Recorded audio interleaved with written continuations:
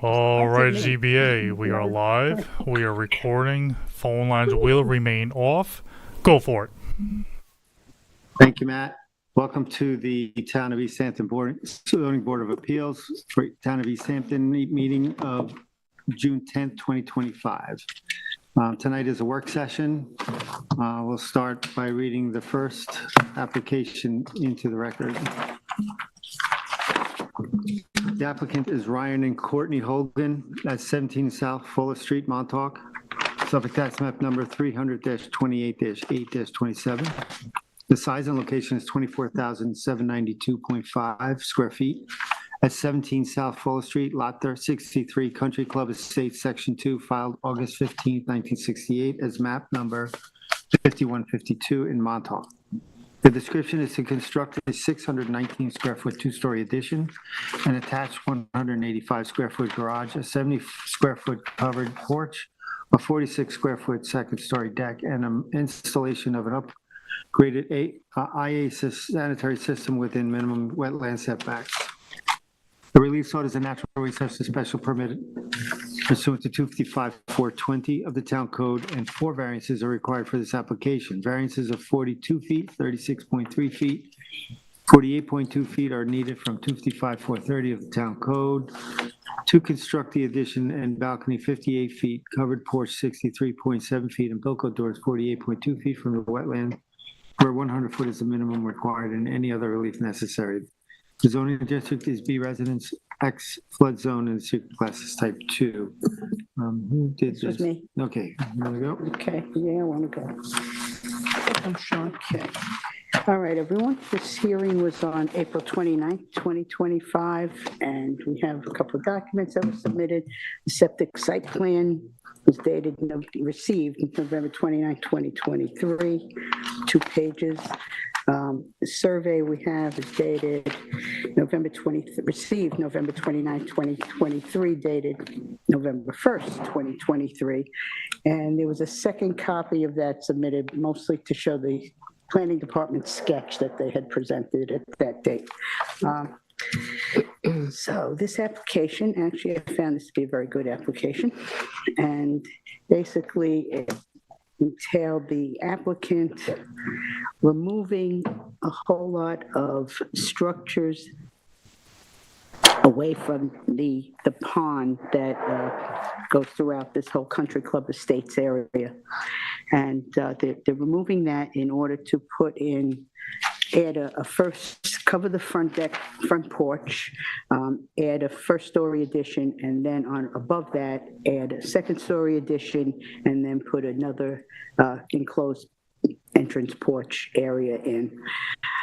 All these there were on the landward side of the house.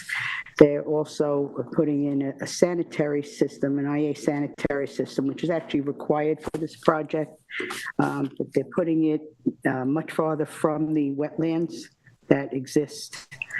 And they're putting the expansion panels as close out to South Fuller Street as they can.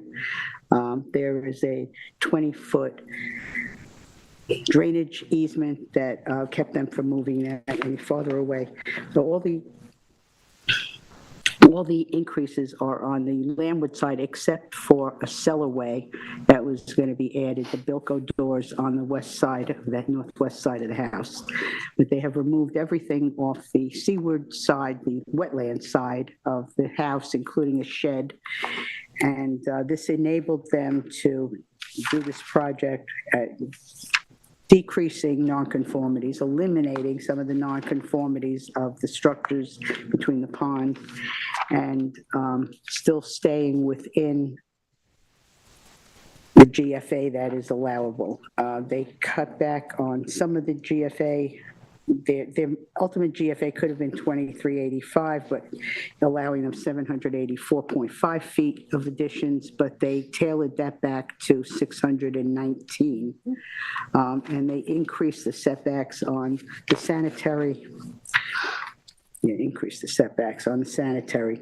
All in all, they also, on the sketch that the planning department submitted, are revegetating and creating a buffer on the pond side.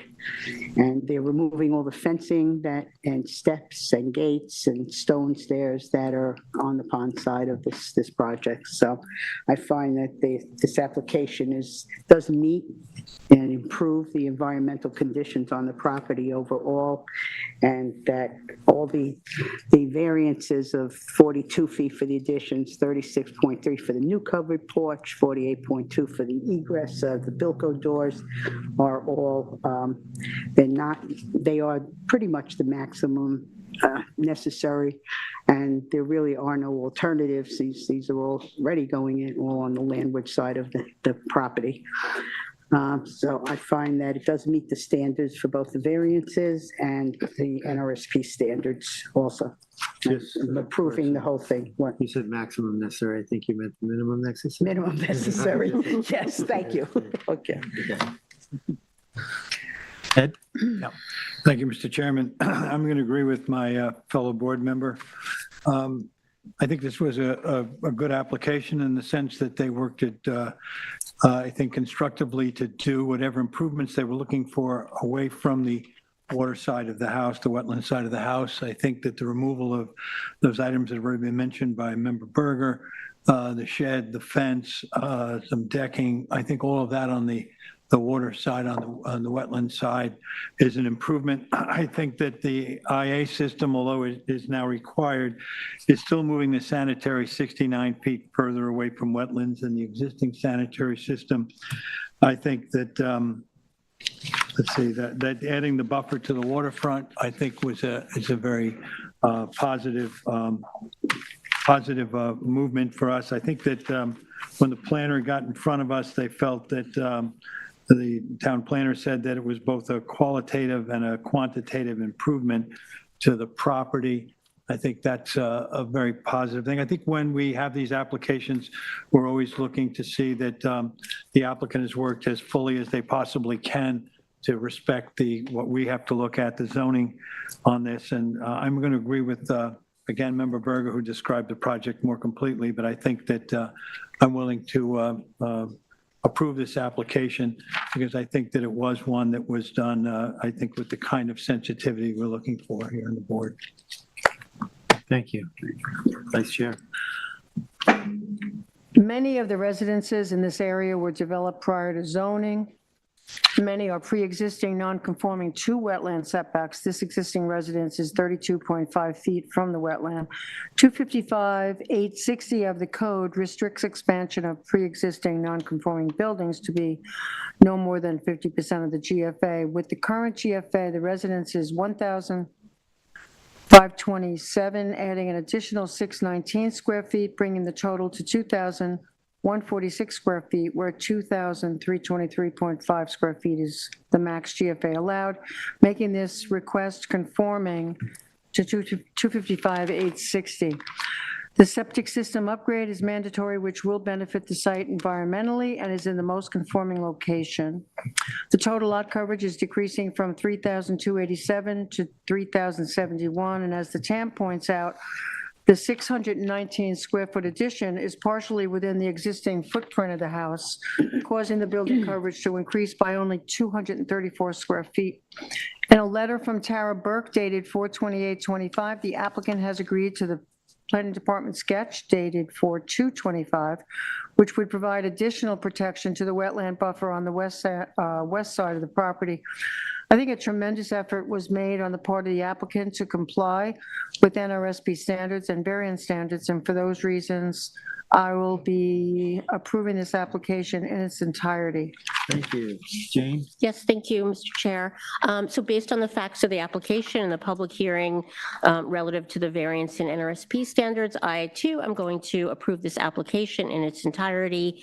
All three of the variances are less than 50% in magnitude. I know as a board, sometimes we often consider anything greater than 25% to be substantial, but because the position of the pre-existing house being expanded and the addition are taking place on the non-wetland side of the house, and all of the existing houses within the 100% wetland setback, these do strike me as being the minimum variance necessary, not the maximum variances necessary.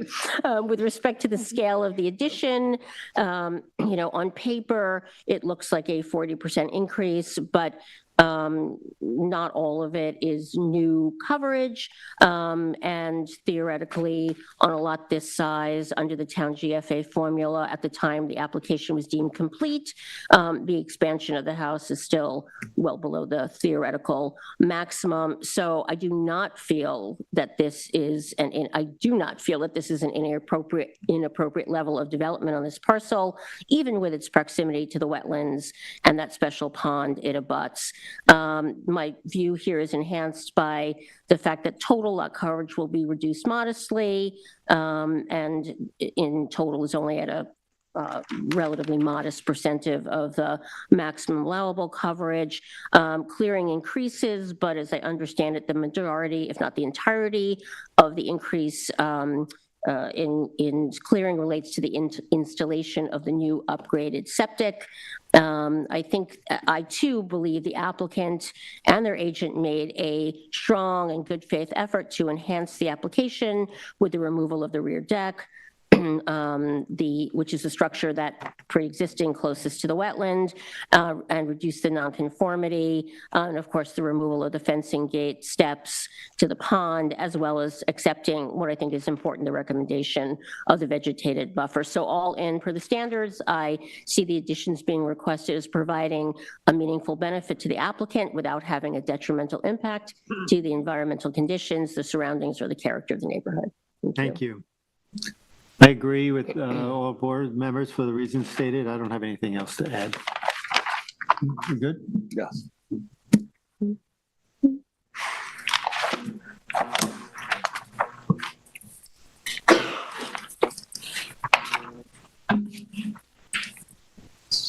Next, we have Alicia and Guy Longobardo, 42 Hampton Lane. I'm against it, so that's map number 300-174-7-15. The size and location is 9,795 at 4 square feet at 42 Hampton Lane, Beach Hampton, section 1, block 4, lots 6 through 10, map number 1936 in Amagansett. The description is to demolish the existing 1,736 square foot residence, decking, shed, shower, sanitary system, and associated structures, and to construct a new 2,159 square foot two-story residence with 43 square foot covered porch, 398 square foot first floor decking, approximately 400 square feet, second story deck, 28 square feet outdoor shower, ultimate utility platform, 1,008 square foot of driveway, 67 square foot of walkways, new sanitary system, and clear of beach vegetation on a parcel of land containing freshwater wetlands. The relief sought is a natural resources special permit pursuant to 255-420 of the East Hampton Town, and 9 variances are required for this application. Variances of approximately 94.3 feet, 90.4 feet, 90.2 feet, 90.2 feet, 89.3 feet are required from 255-430 of the Town Code in order to construct the proposed decking 5.7 feet, porch 9.6 feet, utilities 9.8 feet, outdoor shower 9.8 feet, and residence 10.7 feet from freshwater wetlands respectively, where 100-foot setbacks are required. One variance of 50 feet is required from 255-430 of the Town Code to clear 0 feet from a wetland where 50-foot setback is required. One variance of 137.2 feet is required from 255-430 of the Town Code to construct a sanitary system 12.8 feet from freshwater wetlands where 100-foot, 50-foot setback is required. 2 variances of 6 foot and 3.9 feet are required from 255-1172D of the Town Code to construct a residence 6 feet and 3 feet 9 inches outside of the town pyramid regulations along the western and northern property lines, respectively, and any other relief necessary. Zoning district is B residence, AE flood zone, elevation 10, And the secret class is type 2. Member Mary? Yes, thank you, Mr. Chair.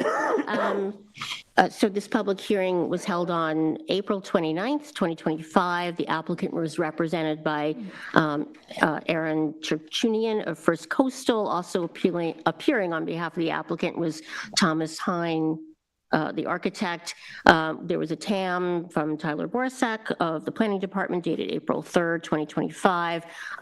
Just so you can check me, the survey we relied upon in the hearing is dated May 7th, 2024 from George Walbridge Surveyors. We also do have a construction protocol from TF Engineering dated May 15th.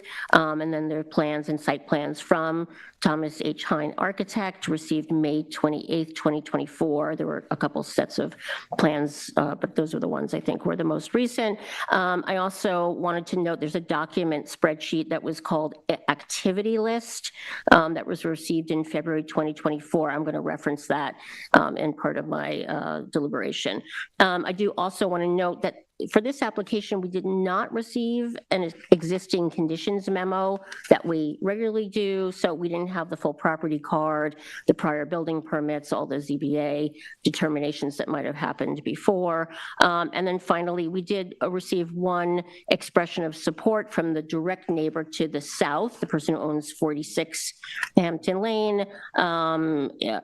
Generalized in support, I would note that is not a side of the property that is particularly impacted by the pyramid that's in question. So as the notice tells us, this application requires 9 variances, 8 of which, as I interpret it, are very substantial.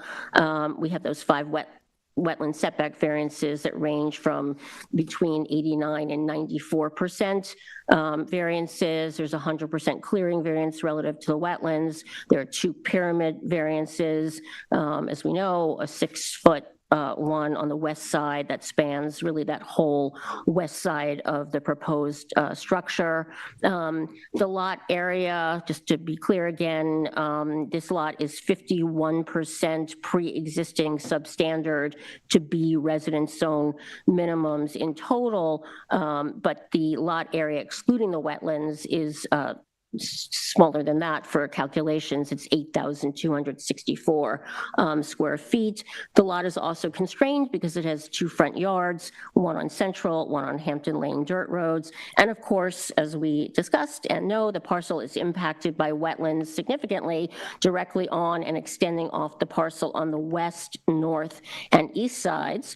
The south side of the parcel obviously is also constrained by the proximity to those wetlands. And I also want to note that that south side of the property is characterized more by like sandy duneland, which has a meaningful number of mature pines and oaks that are part of the character of Beach Hampton. I believe the great part of that area will be cleared and excavated to accommodate the new septic system in, I guess, what we believe to be the most conforming location.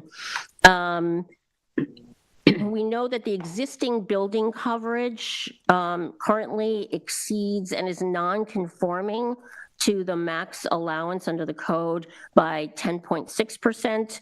We know that the existing total lot coverage also exceeds and is non-conforming to the max allowable by 7% or 291 square feet. I don't think we know exactly when and why these nonconformities were established, but this application proposes to reduce building coverage and bringing it to 20% of the code maximum and to reduce total coverage by 1,445 square feet, bringing it to 72% of the maximum allowable.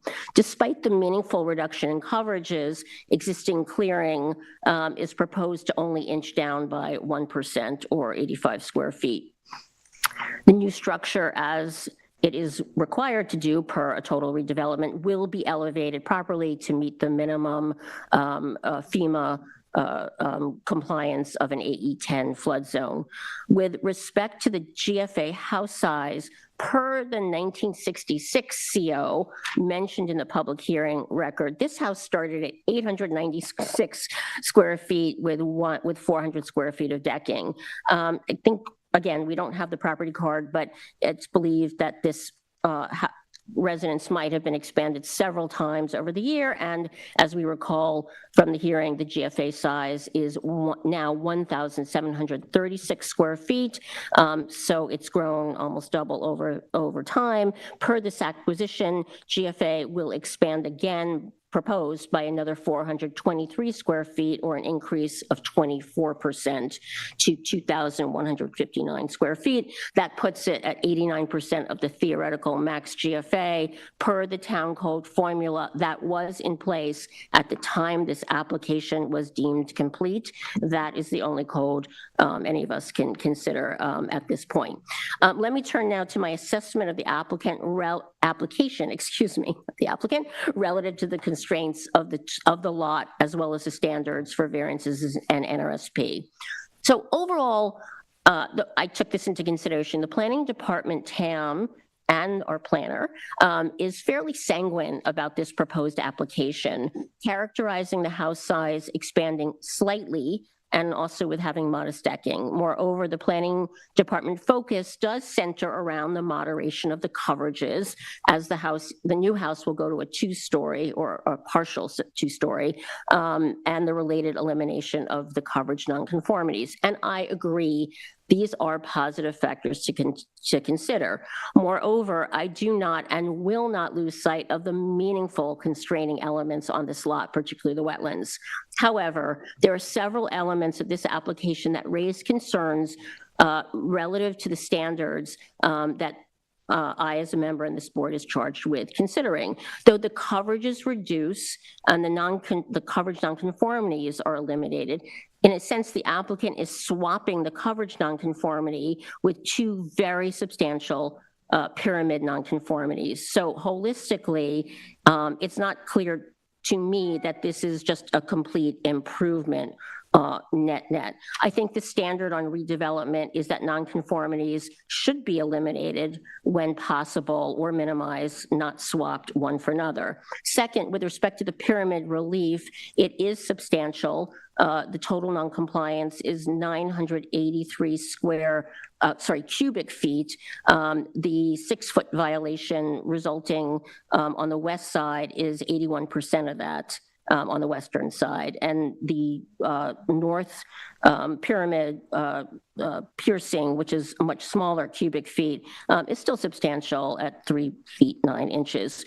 Third, the case is being made that the application is positive because the setbacks to the wetlands are generally improving for the new house compared to the existing structure. However, going back to that spreadsheet I mentioned, activity list, the calculations show what seems to be de minimis improvement in wetland setbacks on all sizes of the house. They average 2.6 feet improvement, or an average of 7.6% reduction. Fourth, the current development of the property, we have virtually zero vegetated buffers around the wetlands. They're all hemmed in somewhat unnaturally by wooden border structures. The new application proposes basically to perpetuate this somewhat problematic environmental condition all around the property.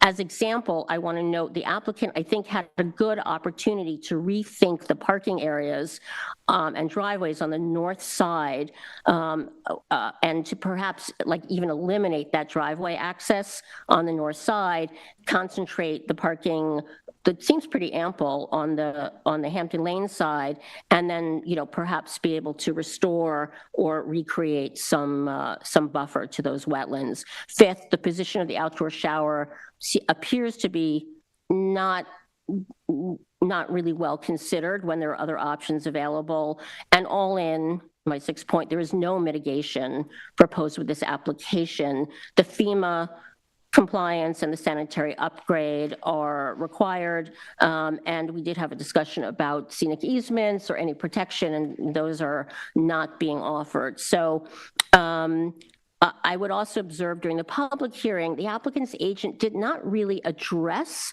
the variance or NRSP standards. There wasn't a lot of narrative around the project and the benefits relative to the relief requested. So bottom line here, I just want to focus really on the pyramid relief and how it relates to the variance and NRSP standards.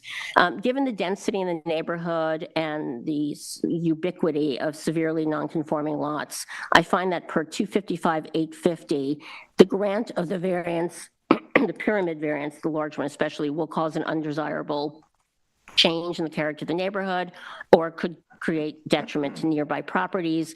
The benefit sought by the applicant does appear to be able to be achieved potentially by some method feasible to reduce the variance or eliminate it. I do want to cite, we had an application in front of us on a property even smaller than this, also AE10, had to be raised. They started out with big pyramid variances, height variances, coverage variances. They wound up redesigning the property in line with this type of standard and accomplished all the GFA expansion they wanted with really, really minimizing. And so the applicant did not seem to be able to articulate, I raised it in the public hearing, really articulate why those pyramid variances really had to happen or be of the magnitude that they are. So I find that they do not meet the variance standards. I do think A, they'll cause an undesirable change. As I said, B, the benefit sought could be achieved in another way. The variances are very substantial, both in number and cubic feet, and the physical and natural resources constraints of the lot mean that a lot of the variances are not self-created. However, the need for relief appears in large part to be part by potentially their decision to expand the house.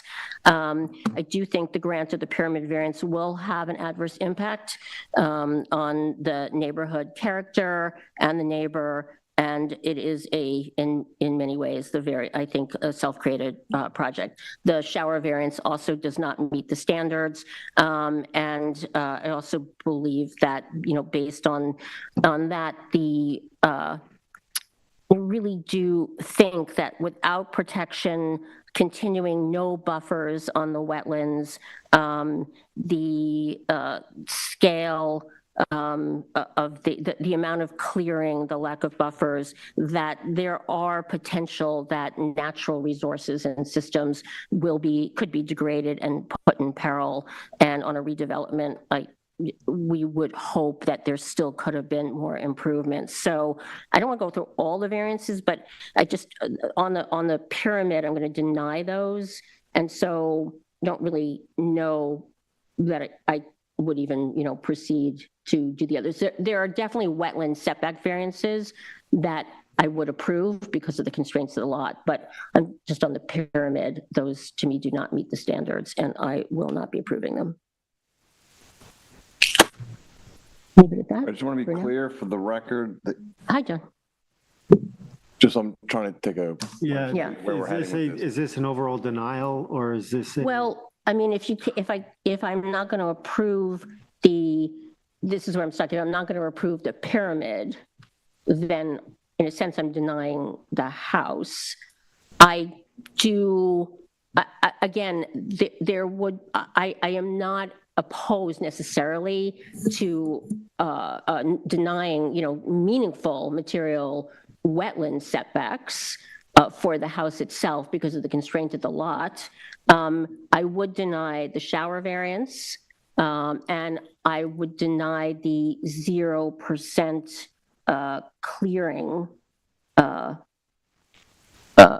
relative to the wetlands. So I'm sorry, I'm not trying to be difficult, but if I'm not approving the pyramid. Well, the pyramid is the breach of the sky plane. I understand what it is. Thank you. So that doesn't mean the house doesn't get to exist. Right. It could be simply said you're denying all of it. That's simple, unless you want to. Oh, okay. Well, you can do that. That's fine. I just want to be clear for how I'm progressing with where we're heading. Okay. Then I'm denying the application. Okay. In full. All right. Ed? Thank you. I think that Member Murray makes some very, very effective and important points.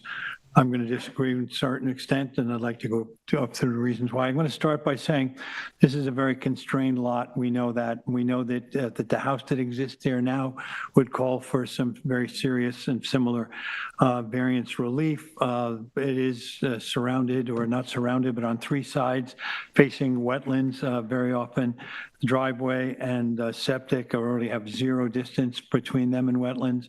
So we start with a project that has problems from the get-go in terms of fitting it in, anything in on this property. If we go back to the existing structure, we could come up with a very similar list of potential variances there, minus, of course, the pyramid. I think some of the factors that are important for me here is that when they looked at a redesign here, we see a slightly smaller footprint, but of course we added a second floor and it's added the pyramid problem that we have. When I start looking at some of this and I go down through what we have, separate of the pyramid, which I'll save for last, I think that the planning for the house, the planning for what we can see that's going to be consistent there with what we're looking for was actually fairly positive in this sense. I think that it was mentioned in the TAM that this was a reasonable redevelopment and it decreased lot coverage while increasing GFA, found a way to decrease lot coverage by giving them even a larger house. I think that was, that's part of the essential problem when you're dealing with a lot like this. How can I improve what I have without creating too many other corollary problems? I think that the septic is moving from 0 feet from wetlands to 12.8, and of course it's an improved septic. Let's see. I think in general, the existing conditions on the parcel are improving. That was a quote directly from the TAM. I'm not sure a better location for the shower, which was brought up, really exists. I understand the complaint from both the planning department and from Member Meering, but when I look at the already layout of the property, and although it said there's another location, I didn't see that there was one that I could go for. I could see it was obvious to me that was an improvement. Maybe others will, but I didn't. The applicant agreed to revegetate a buffer. He's willing to establish it. Well, the easement, I guess we did pull later on. The grade was discussed by the chair, brought up the fact that this is a duneland area. And then in that discussion, we came back to talking about whether the minimum amount of fill would be brought in, but a certain amount of fill had to be brought in just to keep lot coverage down because steps are included and all of that. When we get to the pyramid is important. I think we're facing this over and over again now when we ask, and the town has encouraged people to become FEMA compliant. We're going from 7-foot first floor elevation to 12. That's 5 feet that has to be compensated someplace. And we're finding that all throughout Amagansett. We're finding it down in Lazy Point. We're finding it in areas where small lots are required to find a way to become FEMA compliant without piercing pyramid. More and more, we're not finding that being possible.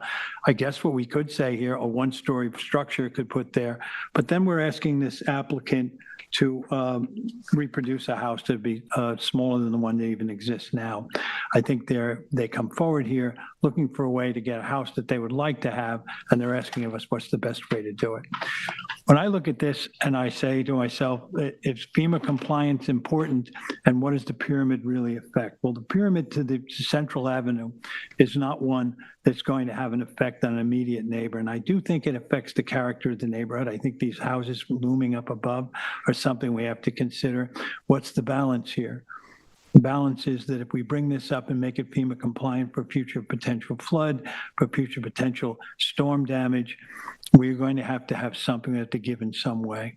Facing the west, we have a neighbor, and that neighbor has to deal with the larger of the pyramid variances. I think it's unfortunate, but I think that given the fact that it's unfortunate for that neighbor, it's unfortunate to have us be put in a position to want to approve a variance of that size. I think that nonetheless, this overall, on a very constrained property, which I don't know how many better improvements you can make in terms of getting further and further from the wetlands. I do want to make a point that they seem to have been very good stewards of the property to this point, that the wetlands there had not been invaded and had the material piled on or play areas constructed. So with no place to go, on a very constrained lot, they've designed a house that now pierces pyramid because of the fact that we're coming up with FEMA compliance. I think it's complicated. I think it's unfortunate that we're faced with approving pyramid variances. But I think in this case here, I think an effort was made to come up with the most positive way in which to improve a structure on a very constrained property. And in disagreeing with my fellow board member, I'm going to approve this application because I'm not sure that we would have found a much better way to see a redevelopment here and show as much respect for the wetlands as best they can on such an incredibly constrained lot. So I'm going to approve this application. Thank you, Ed. Vice Chair. Thank you. The decking, septic system, and residence will provide better setbacks to the wetlands, and as the TAM points out, coverages and clearing will be reduced once the project is completed. Now, when you first look at this application, yes, it does appear that these variances are huge and large, but when you really go through the numbers, there will be a reduction in lot coverage from 1,829 to 1,327, where 1,653 is allowed. And a total lot coverage will reduce from 4,423 to 2,978, where 4,132 is allowed. Clearing will be reduced 6,567 square feet to 6,482. And these reductions, you will be removing nonconformity on the property. Now, the reductions are because the current house is a one-story, 1,736 square foot, and the new one will be a two-story, 2,159 square feet. So this creates a more condensed footprint than what actually exists now. Now we'll go to the pyramid. And this is the one I took a long time thinking about, but because of the second story and the more reduced footprint, there was a need to change the roof line to allow for that second story, which is causing their request for a pyramid variance. And to me, that makes this a little bit unique. If granted, the northern elevation and southern elevation, the maximum height above grade will be 30 feet. And on the eastern and western side of the maximum height above grade will be 28.6 inches. So both will comply with the 30-foot maximum height requirement above natural grade. I don't feel, not to my knowledge, I didn't see any neighbor objection about the pyramid. So I don't think it will have a detrimental visual effect on the adjoining property. Now, the applicant did agree to revegetate the buffer. A condition of approval could be to provide as much buffer as possible and requiring vegetation between the proposed decking and the wetlands, which actually was suggested in the TAM, since any additional vegetation surrounding these wetlands, I feel, will be paramount to improvement to the property. The construction protocol submitted was very thorough, and as the TAM points out, our decision should ensure that the project limiting fence and the sediment control plans are strictly maintained throughout the demolition and construction process due to the close proximity to the wetlands. I do feel this project does meet the standards for grant of NRSP and variances, and I will be approving the application. Thank you. Terry? Well, you've heard everybody else. Generally, the improvements I find are favorable. It comes down to the same things that concern my fellow board members. Well, we could get rid of the shower. We'll start with that. The shower was recommended by the TAM also to be moved to another location. There are other locations available on the property. So that one is definitely one that I will be denying. And had the same concerns about the wetlands and the driveway configuration. I think improvements could have been made better there. And when it was brought up, the applicant just really didn't respond that was possible. It comes down to the pyramid again. And I understand everything everyone else I can't is hear you. saying. I cannot hear you. Oh, okay. Sorry. That it comes down to the question of the pyramids for me too. The pyramid on the north, not so much because it is facing Central Avenue. It is the one on the west, even though a neighbor did not complain, that I find to be very large. And I've driven past this house several times because it's been bothering me. And I do think that there would be a negative impact potentially for that neighbor. And going forward, I think also that the pyramid, this pyramid in this area of town where all these houses are small and very close together could be changing the character of the neighborhood going forward. Now, I know they did this for FEMA compliance, but I do wonder if this property could be redesigned in a better way that would still meet FEMA and reduce or eliminate that western pyramid. So I'm going to deny the application. In its entirety? Yeah, because it doesn't make sense to just do the pyramid with I'm saying, nothing else. what do you Yeah, want to be clear yeah, for the record? Yeah, I guess. Okay, so this, again, has been stated, is a constrained lot. The variances that are being proposed is a condensed footprint that's been stated. The TAM supports that. Environmentally, we have a better condition, and that is what I look at often in times like this. I agree with the majority of board members or with board members that environmentally, this is an improvement on the property. Let's go to the pyramid. Pyramid, there's a couple of things. Pyramid is driven by FEMA. FEMA is a federal requirement. These properties were built before there were FEMA requirements, and now they're FEMA requirements. Coupled with that, you have the town that supports and looks, and as far as the planning department supports two-story construction to reduce footprints. That is what's driving this project, is a two-story house, is reducing the footprints as its TAM supports. As a result of that, you have a FEMA piercing.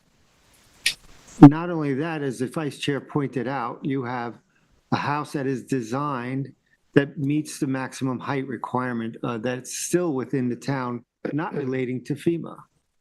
Therefore, that says to me that the applicant thought of this project and properly thought it out. And the pyramid piercing is just a matter of fact. We are faced as a board to look at these often now with the FEMA requirements. I don't think, none of us like pyramid variances, but this is driven by what I look at as a well thought out project. I therefore will be approving this project.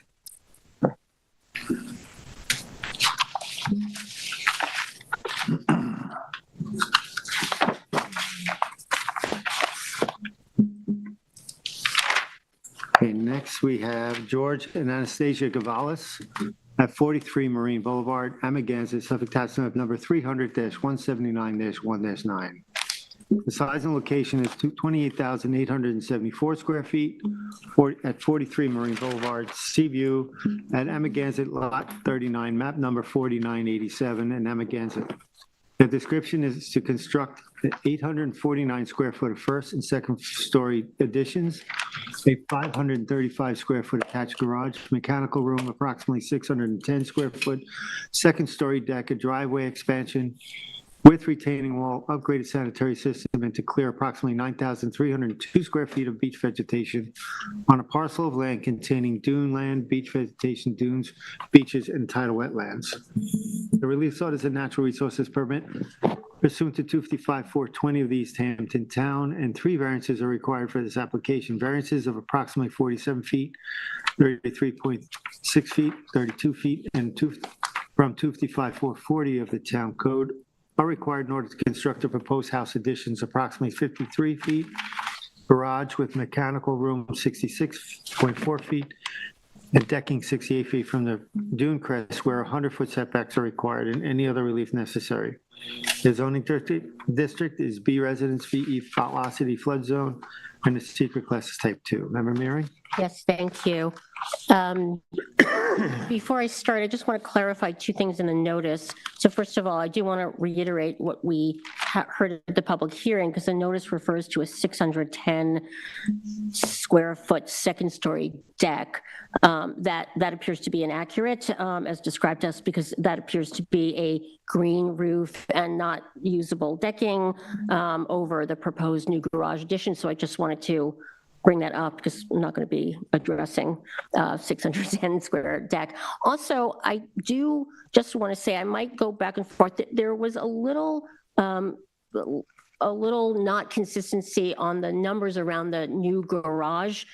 In some places, it was stated as a 648 square foot garage addition. In the public hearing, we were talking about a 535 square foot garage. I'm thinking that maybe that discrepancy relates to how you include the mechanicals related to the overall size of the landward expansion. But I just wanted to note, because I sort of have gone back and forth a little bit. Okay, so the public hearing was held on April 29th, 2025.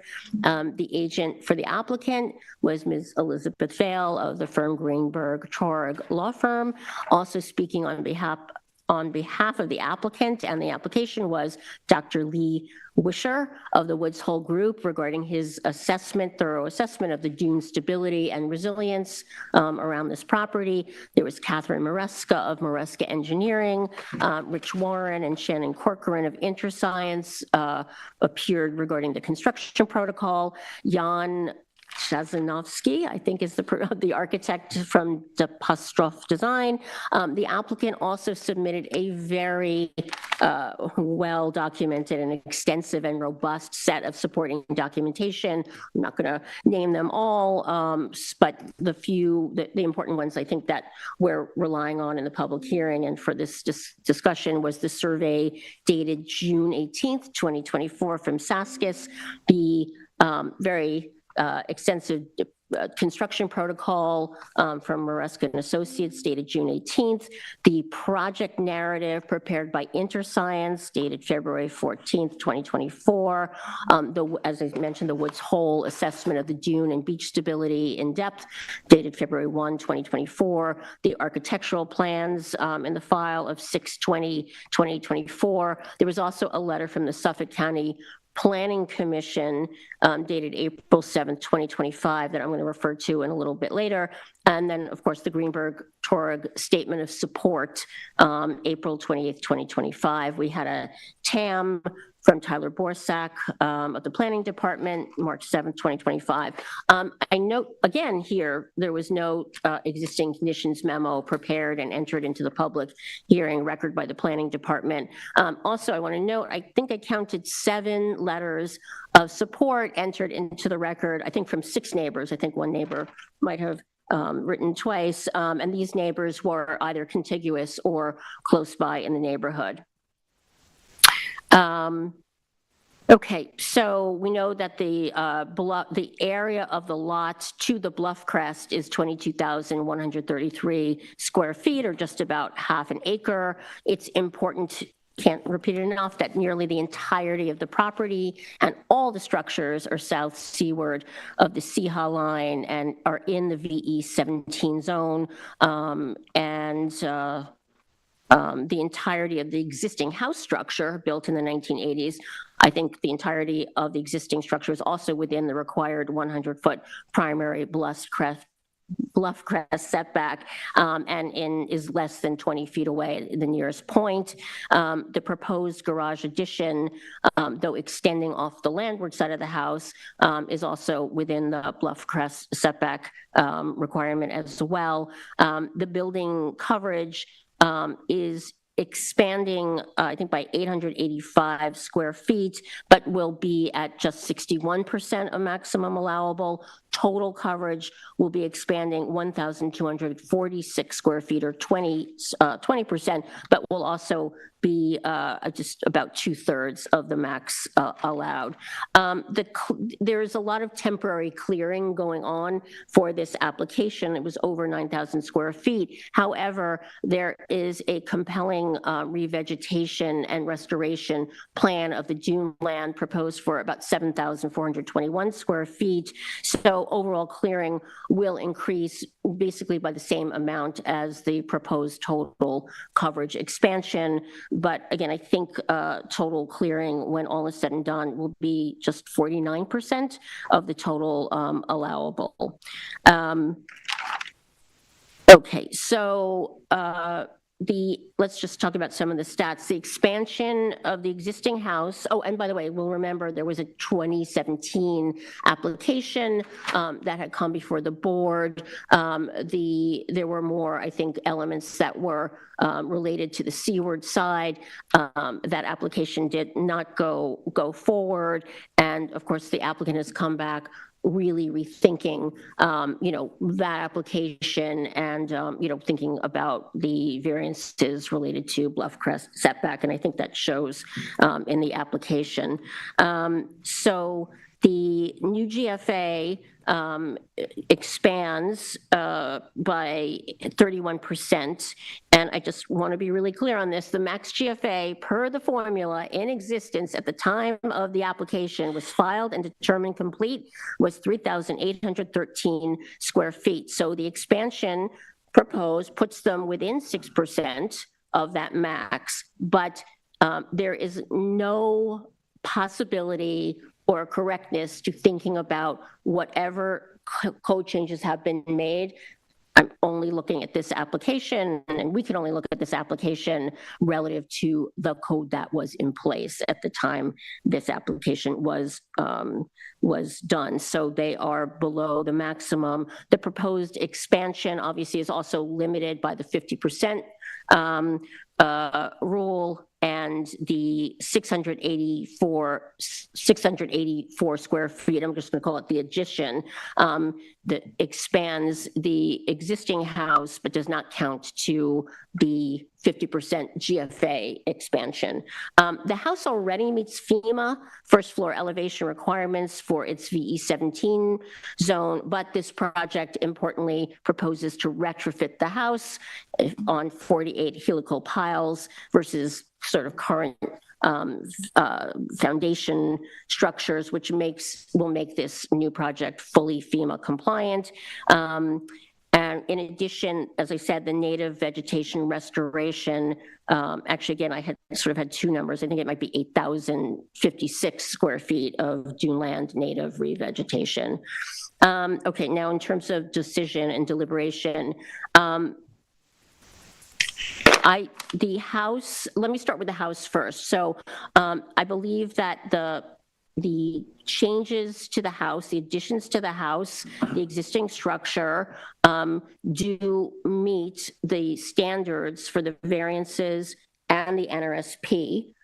First, as the proposed 849 square foot increase in the GFA is a 31% expansion, which is within the maximum below the 50% increase permitted under 255-860. Secondly, all the additions, as we've discussed, are with all the GFA expansions are being accomplished within the existing footprint of the structure by, as we know, closing in different pieces. And that becomes, I think, a very important part of how to view this application, even though GFA is expanding.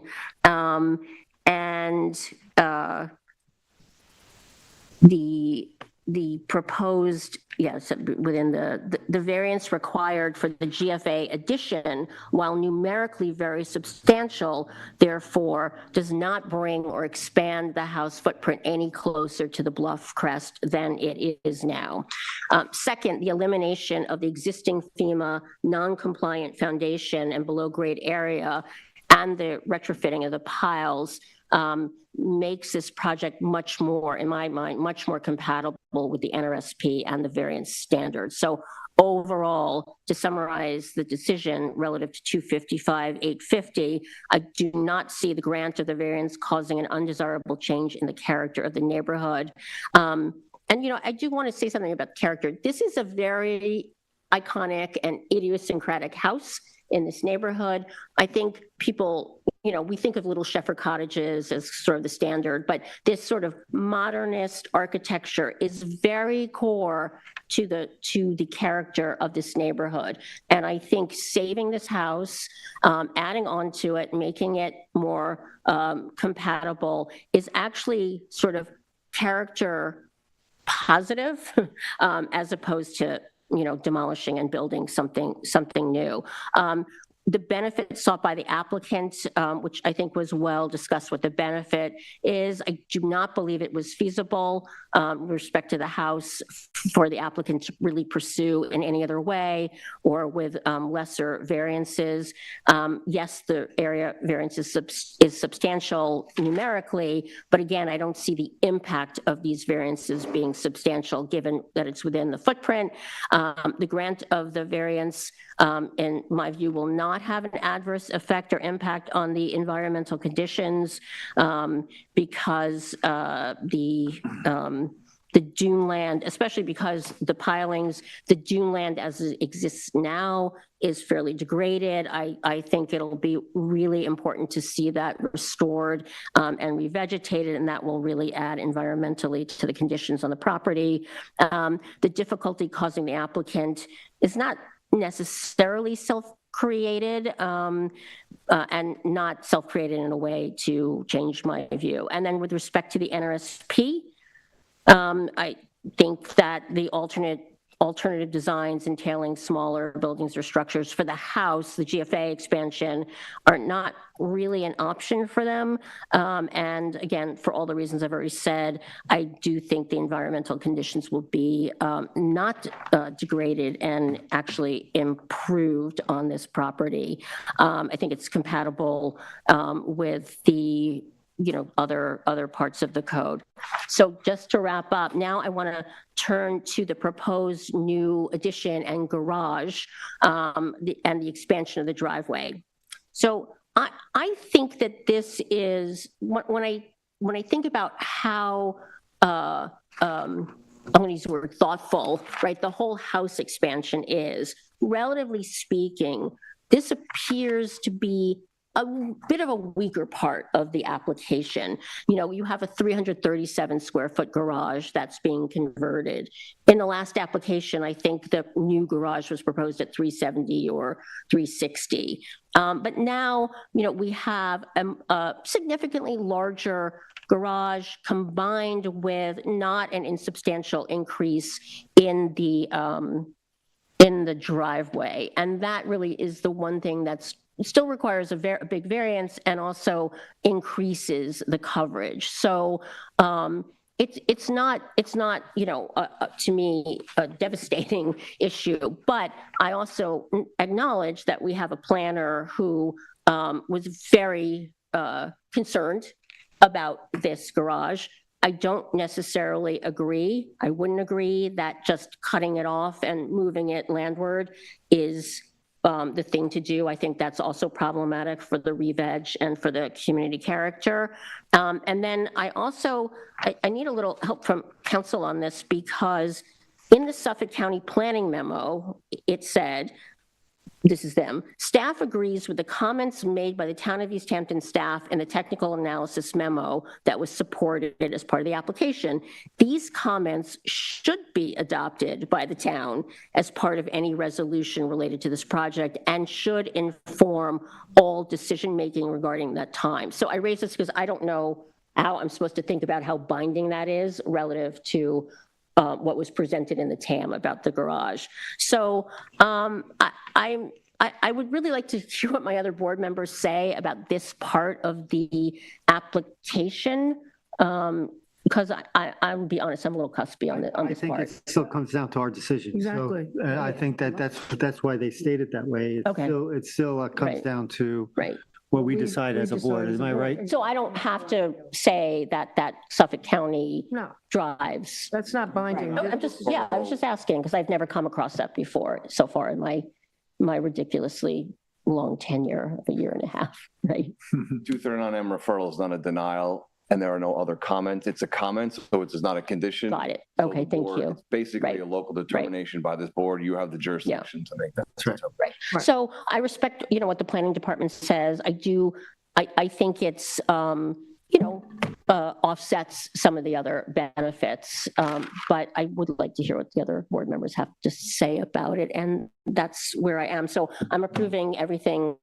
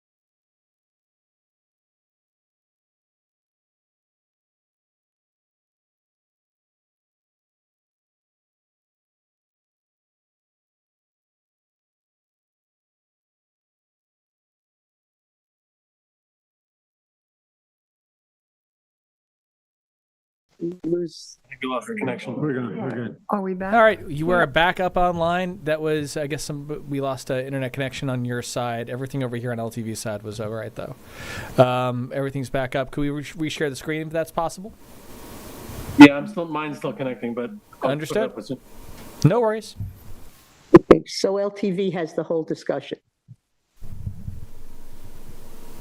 No, we don't. We don't have the whole discussion because you lost internet access on your side. So that means that the last, Chappie, how long was it? 2 minutes? Not even 2 minutes. I can go double check the recording. There was an internet dropout. How do I switch camera? All right, so we'll ask. Want me to start again? Start over. Yeah, Okay. well, I would suggest that. Yes, please. Thank you. No problem. One more time. The application is seeking to construct a two-story addition on the landward side of the house, installing helical piles to meet FEMA. The maximum GFA allowed on this parcel is 3,813 square feet.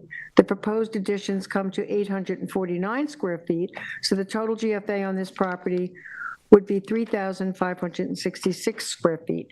This project is not expanding the footprint of the decking and the building. They will be renovating first floor, installing a new IA, reconfiguring the driveway, and revegetating 8,038 square feet of plantings after construction. Was already noted, but in the memorandum of law, it was pointed out that our notice was incorrect. They're not seeking the 610 square foot second story deck. That area is part of the proposed green roof and does not require relief from this board. The proposed additions are mostly within the existing footprint and already in a disturbed area, and none are proposed on the ocean side of the property and will not have a negative environmental impact. The new IA system and revegetation proposed will benefit the environment as well. I did take into consideration the planning department's reasoning behind having a detached garage. I do not agree, though. I feel a detached garage will require more disturbance and additional space, and I think an attached garage will be better benefit to the environment, especially in a coastal erosion hazard zone. This is a very vulnerable area. This is a VE zone, which is subject to high-velocity wave action from storms. So in my way of thinking, one structure versus two on this property would be safer and more environmentally protected.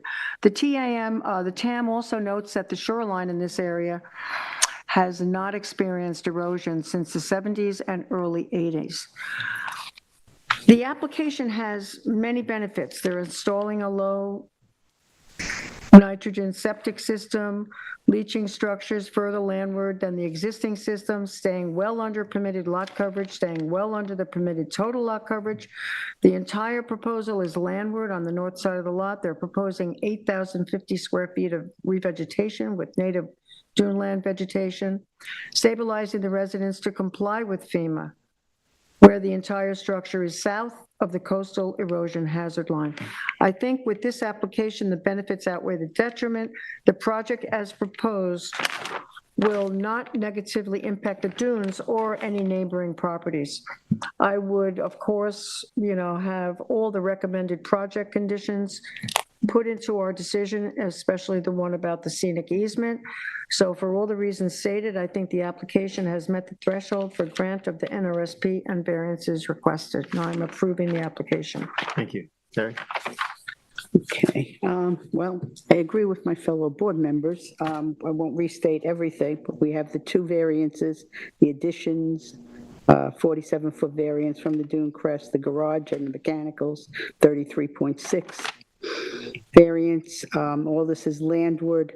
I found the application to be well designed also. I find it very interesting. And the whole breezeway and the way it looks today, actually, too. I found the presentations that were brought in, Dr. Wisher's was excellent, and Maresca, I forget which Maresca it was, the woman, Katie Maresca. I thought her presentation was very good, and the plans for it are very good. It's interesting with all the pilings and the way you're going to stage everything. Scary to me, but I think it looks well designed. Hopefully it is. And as far as the garage, I also disagree that the garage should have been made separate because of the garage would have had to go in an area where you're now just say north on. Well, it would be south of the proposed septic system, and that area is already nice, and you're already going to do an extensive revegetation of the 66 feet of revegetation. I found the application to be very, very good. Is the driveway or the garage large? Yeah, maybe it could have been smaller, but I can live with it as you've applied for it. So I too am going to approve the entire project. Thank you. I too. I do think that, Ed goes. Give me if you like. Go for it. Yeah, thank you, Mr. Chair. I want to start by saying I think the effort here on the part of the applicant was to make the home more sustainable and more practically livable because there was some layout problem from the original design, from the Zwarko design. I agree with what was said by a member Meering that this house has a certain classic presence, and there it represents an era of construction that became a sort of signature to not only that area, but to some areas of the Hamptons, and I think it's an important and significant structure. I'd like to go back to the 217 ZBA request, which was rejected. Without going into what was rejected in the language, I think what we saw in the new application was a reaction to some of what happened there. They got a lesson from that about not wanting to see any additional construction on the ocean side here, and then concentrated their efforts on staying within the footprint where they could and having a minimum amount of additional footprint added to the structure. All of it away from on the landward side and away from the ocean. A couple of things that were kind of important to me as we went through, that all additions are on the north side of the property, that the new IA system would go in, and that's a benefit. The 8,566 square feet of revegetation, all house additions being within the existing footprint. There are no pyramid variances required from this. The house variances from the Dunecrest are all within the footprint of the existing house. There's no new request in that area. I thought that none of the proposed work is on the ocean side. Again, it's very important to us. We discussed what the potential impact would be. I'm going to make a comment about the construction protocol in a minute. I think that little or no visual impact on the neighborhood from this project will occur. I think that one of the things talking about the garage was the opportunity to do additional plantings on the street side. And this house is set in a way in which I don't see this becoming in any way a problem visually in the community. And I don't think it'll affect the character of the neighborhood. There were the letters of support from 32, 39, 52, 31 Marine, and also from 59 Gilbert's. That's pretty good support. I agree with Member Berger that Dr. Wisher was effective, and I thought he spoke to the points that we're most concerned about, that most interest us. I think that enclosing a portion of the breezeway, which is part of the new construction here, was essential for making this a more livable structure. It was pointed out how from one side now you'd have to go out to go to the bathroom, you'd have to leave your bedroom. It doesn't make sense for a family to have to live like that. This addition was added in the space that was already, has a disturbed area, has already part of the footprint. So this was not anything where it was really asking us to approve something that we could possibly even think is slightly detrimental to the environment. I think the owner was stated the owner is the builder, and I think he probably understands the challenges here. It's brought up by Member Berger. This is a tight location. We had some discussion the night of the hearing about how it would proceed, our concerns with the construction protocol, showing the maximum amount of respect for the ocean side. Very important. If the owner is the builder here and he knows the kinds of constraints he's been under in other projects, and he knows that this is a logistically challenging project to get underneath, set the helicals, do the concrete pouring that has to be done, construct those walls, all without disturbing the cribbing, without bringing the building down on himself. Those are concerns, but they're ones that hopefully will be carefully attended to by both the owner who is the builder. There was the comments about the Dunecrest being stable for years. That can always change, but I do think there is a long pattern of an increase in buffer on the ocean side here. And our visits there show that it's both very stable and very well vegetated. The planning department didn't really have any objections to any of the improvements, but they did oppose the garage and the location. I'm going to agree with my fellow board members and say that while I understand exactly what the planning department is saying, nonetheless, I would rather see this attached to the house and give us an opportunity to do more vegetative cover on the roadside as an effect in the general overall in the neighborhood. There was the 8,000 square feet of, I've already mentioned that anyway. And let me say, the Grimes revegetation plan and revegetation and planning plan seemed adequate to the planning department. I looked at it. I think that it seems like it's fairly robust.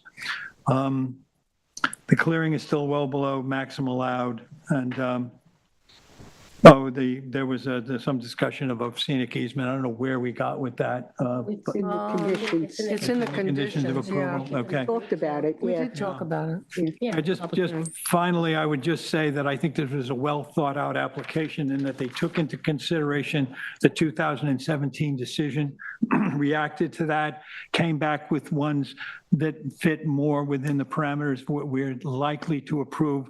And I think that I will use the word ambitious when it comes to the construction, only because logistically it's tight.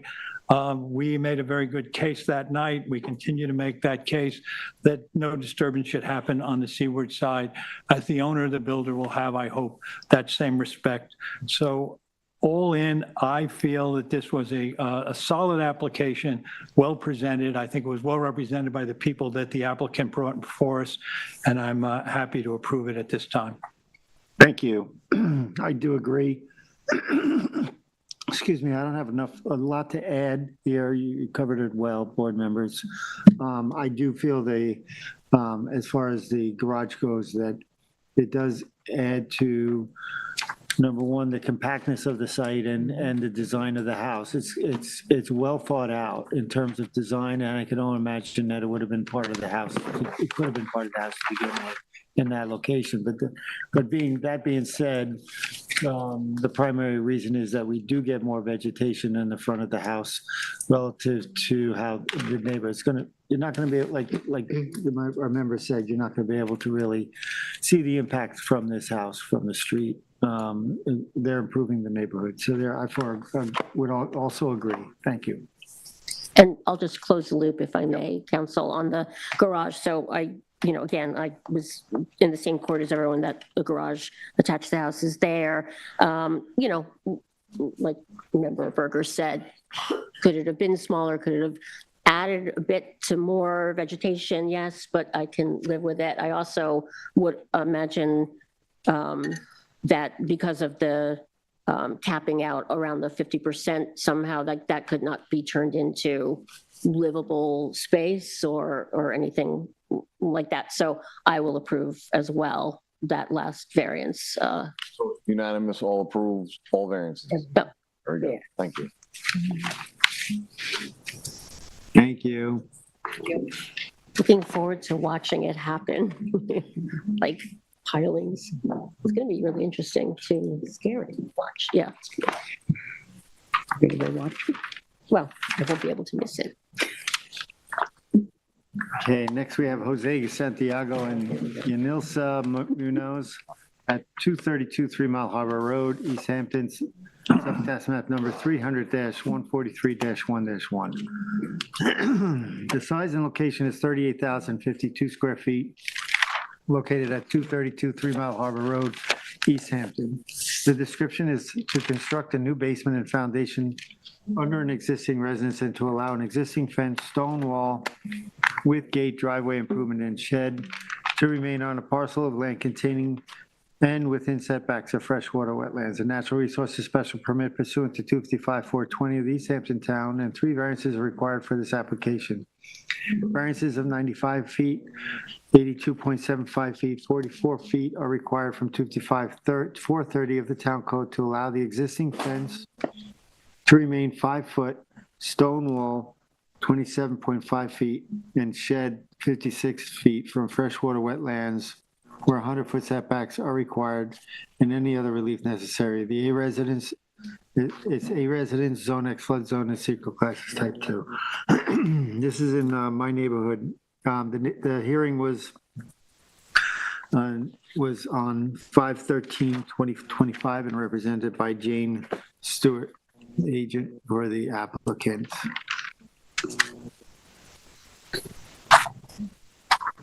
So the residence is seeking the project goes through hearing. There was some structures on the project that didn't really appear on a previous survey relative to a C of O. They're now coming before us to legalize them. I think in this case, relative to the NRSP, I think that the shed, the stone wall, even the foundation, there is an existing sort of trailer on the site that's proposed that's going to be removed. Storage bin? Storage bin. Yeah, storage. And we had much conversation about the logistics of putting this foundation under the house, only because I know myself and Member Johan looked at the very minimal drawing and just couldn't see how they were going to do it. So there was much conversation about that. It appeared that they were going to do it in a sequencing sort of way where similar to an underpinning exercise, right? Ed? That's what it seemed like it came out. That's what they kind of arrived at. But however, I think that we made the statement, both of us made the statement that, and I think we will all agree to this, that as far as a condition of the building permit, that a more accurate structural drawing be submitted, and that should be a condition of the approval. Ultimately, I'm going to approve all the conditions, all the aspects of this application, except for we had another conversation of the fence. Now, this property is next to Soak Heights Green, which is a very prominent and active wetland. So it was our intent to try to get more improvement by seeking some more vegetation, more buffer, and moving that fence more landward. And I think we landed on removing that fence. Coupled with that was an overclearing. So we calculated that moving the fence 5 feet in from it would improve the clearing to within the clearing restrictions. And I think that should be a condition. It sounded like the applicant would agree to that also.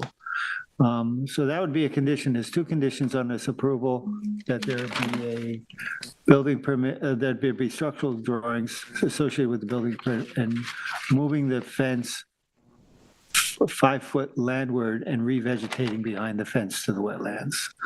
With that, I would 5 foot. 5 foot. 5 foot. With that, I would approve this application. Vice Chair. This was a confusing public hearing for me, but I agree with everything you just said. The proposed foundation improvement will keep the same footprint as the existing residence. Test hole was completed and meets the 2 foot separation of groundwater. And we did receive a letter stating that the storage container will be removed. Now, I too will be denying the 90-foot variance request for the fence. But during the public hearing, we did, as Chairman Deline just said, agree to move the fence 5 feet in. And I thought the applicant also agreed to revegetating it They did. within the You did. limits of clearing. So that, of course, would be another condition of approval. Now, the stone wall, That was an additional or the same condition? same, Same, like that's fine. moving that fence 5 feet in, but also from moving it, they would revegetate to bring it within the limits of clearing. So that went on for a while during the public hearing, that discussion. Now, the stone wall with the gate, they said it's used as a safety barrier to block cars from actually coming onto their property. But code enforcement already came to them and made them lower the height of the stone wall on the southern wet line and the gate to 4 feet. Now, discussion went on about the basement and the foundation under the existing residence, and if approved, this would be another condition of approval. It would be conditioned upon the building risk department requiring a more detailed structural drawing before issuing a permit. Right? Am I right about that? Correct. Yeah. Okay. And of course, the other condition would be moving the fence and revegetating the property within the limits of clearing. Any reduction in clearing will be of benefit to this property. Now, since the foundation basement will replace the existing columns and the existing fencing, wall, gate, and shed have been in place prior to that most recent CO, which was issued in 2021, I do feel the application with the proper mitigation does meet the standard for grant of an NRSP and variances, and I will be approving the application. Thank you. Yeah, there's not a lot to add. It was an interesting hearing because, as was pointed out by the chair, we didn't have a drawing indicating exactly how they were going to put a foundation under a house without knowing how they were going to prop it up or what they were going to do to maintain its location. But the discussion did go on, and eventually we arrived at the conclusion that's already been brought up by both board members, that there'll have to be, for the building department to make any approval, will have to be some sort of structural drawing that indicates exactly how they're going to do this. They discussed incrementally, but I wasn't that confident that night. They actually understood exactly what was going to happen incrementally, but nonetheless, that was there. I think that the rest of it, I'm going to agree with the vice chair and say that the stone wall and the shed were ones I'm willing to approve. I agreed with everyone that having put a fence right on the edge of the precipice there, with no buffer at all to the wetlands, by bringing it back 5 feet and revegetating, particularly on the northern end, which is disturbed with, as an area where they keep some building materials and whatnot. There's a great opportunity there for flood to overwash and cause sedimentation down that slope. So I think that was really important. I think it was a good thing to agree to. And so not a lot else to add. Most of the discussion was about practically how this was going to move forward. And then, of course, the fence, when they agreed to the fence being moved and the revegetation, it made me willing to approve this application, as my fellow board members have done. I'm willing to approve it. Thank you. Jean?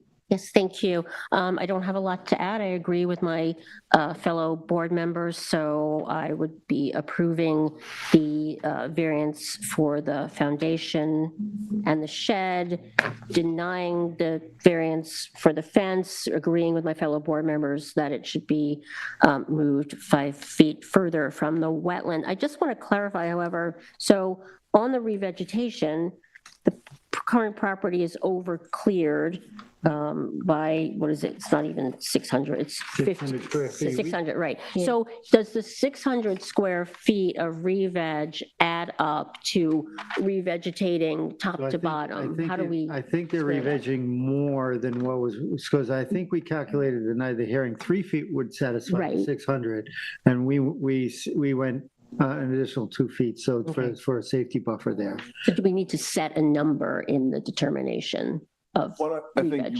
No, 5 feet. we're moving it 5 feet and everything is revegetated. Okay, so that will be Yes. clear, I that think whatever that the number- equates to. And I Okay, think the number will be reflected in the final survey Okay. at that point. Correct. Of okay. course. Yeah, so, and everyone discussed the different conditions. I don't think I need to go through my decision relative to the standards. At this point, obviously, the foundation under an existing house, I can't see a reason to, that wouldn't conform to the code. So that's Well, right. that doesn't need a variance. That was part of the There's no NRSP. variance. Yeah, There's I'm sorry, the NRSP, Strictly NRSP. excuse me, sorry, yeah, right. So, Yep. okay, okay. I agree with everything, but I just want to make a couple of points. The variance on the notice for the fencing was 95. So if we move it 5 feet in, we're granting a 90-foot variance. Right. Right? Right. Yeah. Okay. You granted them a 90-foot variance. 90-foot variance, right. And then as far as the clearing on the survey that we have from February 22nd, 2024, it shows revegetation around the area that, without the fence moved in, but soon the fence moves in to the limits of clearing. And I thought that came out to like 547 feet. So is this the revegetation we're requiring, whatever that comes out to? No, this Shows is, on the we're survey? requiring more because we're going to take this fence. Yeah, and exactly. move it 5 The feet. whole thing, right, from top to Yes. bottom. Well, you got it going all around. No. Okay. No, it's just, the eastern side of the property Okay, line. but this is relative the to survey we're using, right? The one that Yes. shows that re-veg? Okay. I don't think the intention is only to move let's clarify this. It's only Yeah. to move the fence on the east side of the property, contiguous to Silk Heights, right? Right, it's Well, coming in that's 5 all. feet along the entire length of the. Just that eastern property line, that eastern and side. Well, from the north too, because right here is where the variance came in.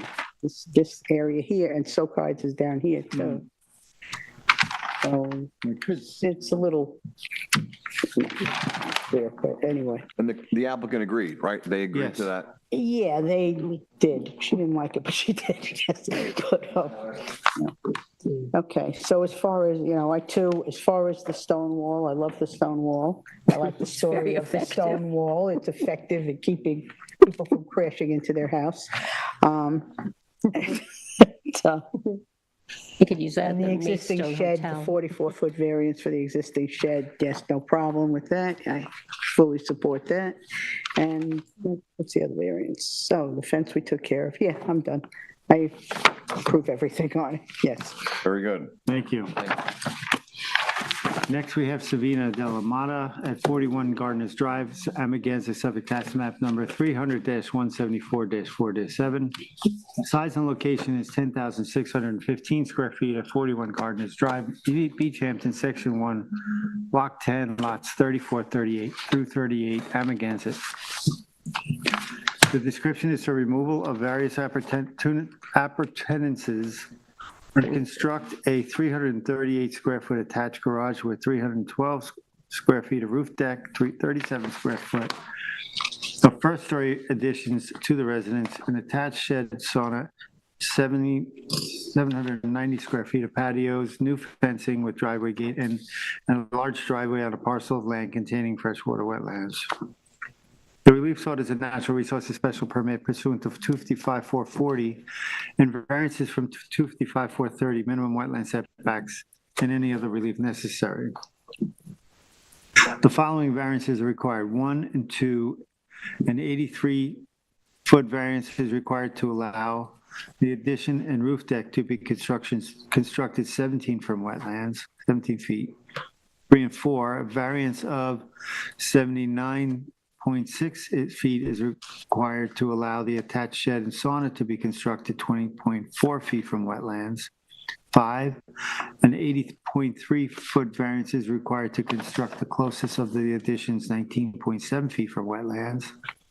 6, an 88.2 foot variance is required to construct the closest of the stone patio 11.8 feet from the wetlands. And 7, a 90-foot variance is required to construct the fencing 10 foot from wetlands, all where a 100-foot setback is required.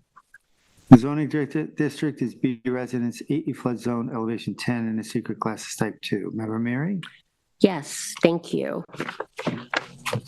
Okay, so the public hearing date was May 13th, 2025.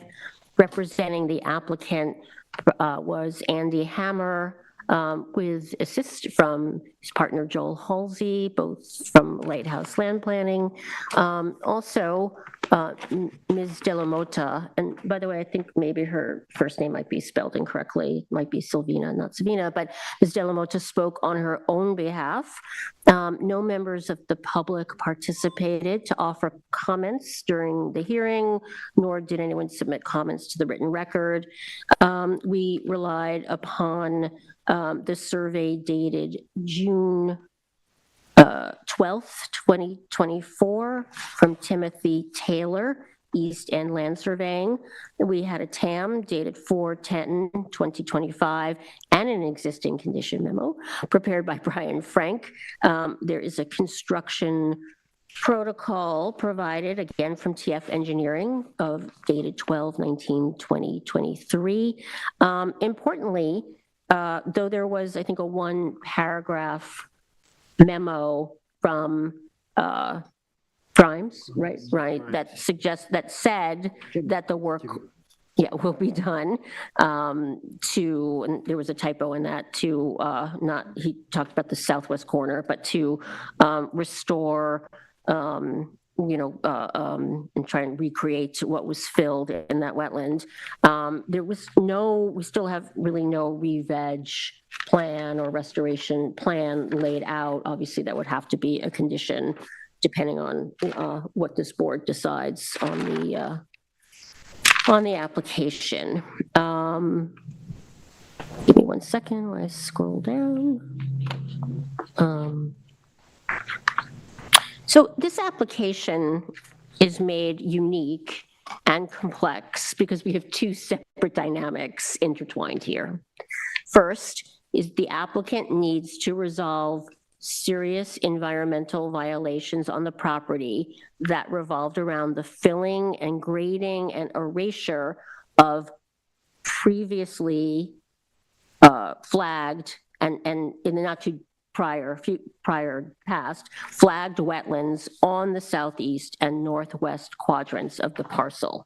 Then at the same time, in addition, the applicant is coming in with a proposal to establish several larger structural elements on the northern part of the property in particular, and then other areas also related to the other wetland. So, they're asking for variances between 80 and 90%, very material magnitude, relating to those wetlands that have yet to be restored, regenerated, rehabilitated. So, it makes things sort of more complex. The applicant's agent challenged the idea of the quote numerosity of the variances. However, as I look at the notice and look at the application, I do believe each of these items is properly noticed individually because every element and structure proposed should be considered on its own relative to the individual NRSP and variance standards, and also looked at each one, could they be eliminated or reduced in magnitude. So let me take them one by one. First, I will approve the 2 variances requested to fill in / square off the 2 parts of the west and south facades of the residence. They're small, it fills in gaps of a structure that's already there. So it comes to, I don't remember off the top of my head, it comes to maybe like 50 square feet of GFA, if that. For the remainder, I'm gonna look at what's being requested in relation to the only CO that we have in the record, which is the 1979 CO, as a starting point. And especially because from what we can tell, all the other expansions and things that happened like in terms of decking, the increased size of the brick, the increased size of the sheds, all that seems to have been done without permit and was not necessarily noted. So what we had at that point were on the north side of the house within jurisdiction of that wetland that has the arborvitae in it now. We had 2, on that C of O, there were 2 sheds. In the C of O, I think it talks about 133 square feet combined of those 2. Actually, I think it was Andy or Joel who said the original sheds were 42 and 63 square feet, so that was like 106. So somewhere between 106 and 133 square feet of pre-existing, non-conforming to wetlands structures on that part of the property. And there was a brick patio that totaled 488 square feet. So there's a request to do a fairly, heavy, relatively speaking, heavy development of an attached garage at 338 square feet. I don't think it's called out how many square feet of additional driveway is being requested, but it looks like it's doubling the size of the driveway. And still having the shed and the sauna, and that and then a roof deck on top of that new garage. I do not see these structures as meeting the variance standards or the NRSP, given that they're incredibly substantial variances being required. And again, the standard of could other things have been sought or done? the agent told us that the main benefit that the applicant seeks is for a place to store some motorcycles. So, you know, could it be achieved with a smaller garage?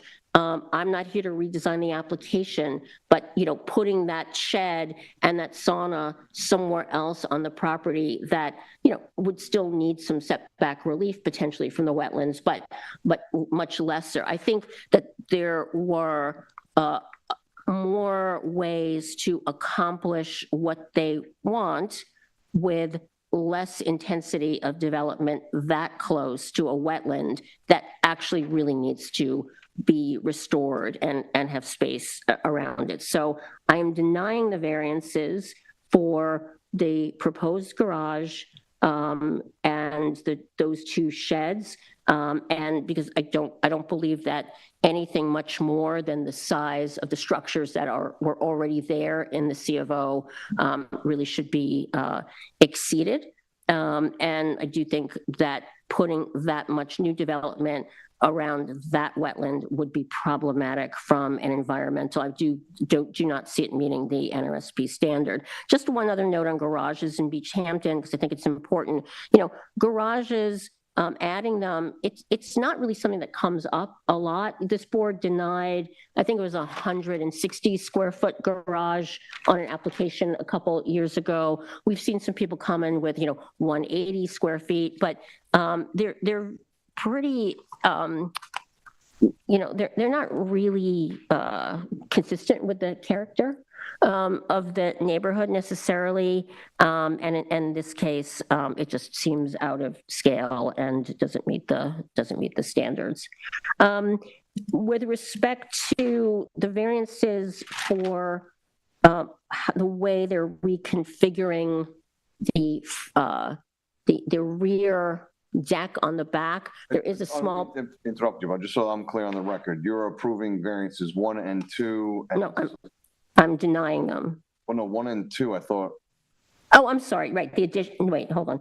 1 and 2. No, 1 and 2 is for the addition of the garage and the roof deck. No. So 1 and 2, addition to the roof deck. I'm sorry. I'm denying 1 and 2. Okay. Right. I'm denying 3 and 4.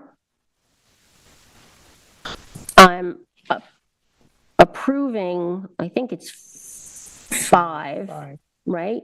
And I'm approving, yeah, 5. I'm approving, which is the variance for the one on the south side of the house? That's what I'm looking for here too. Because that did need a variance to the southeast wetland, right? It did.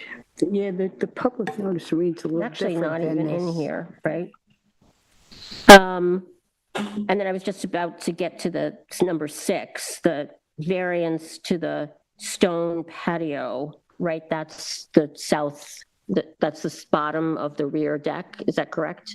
That portion there? Yeah.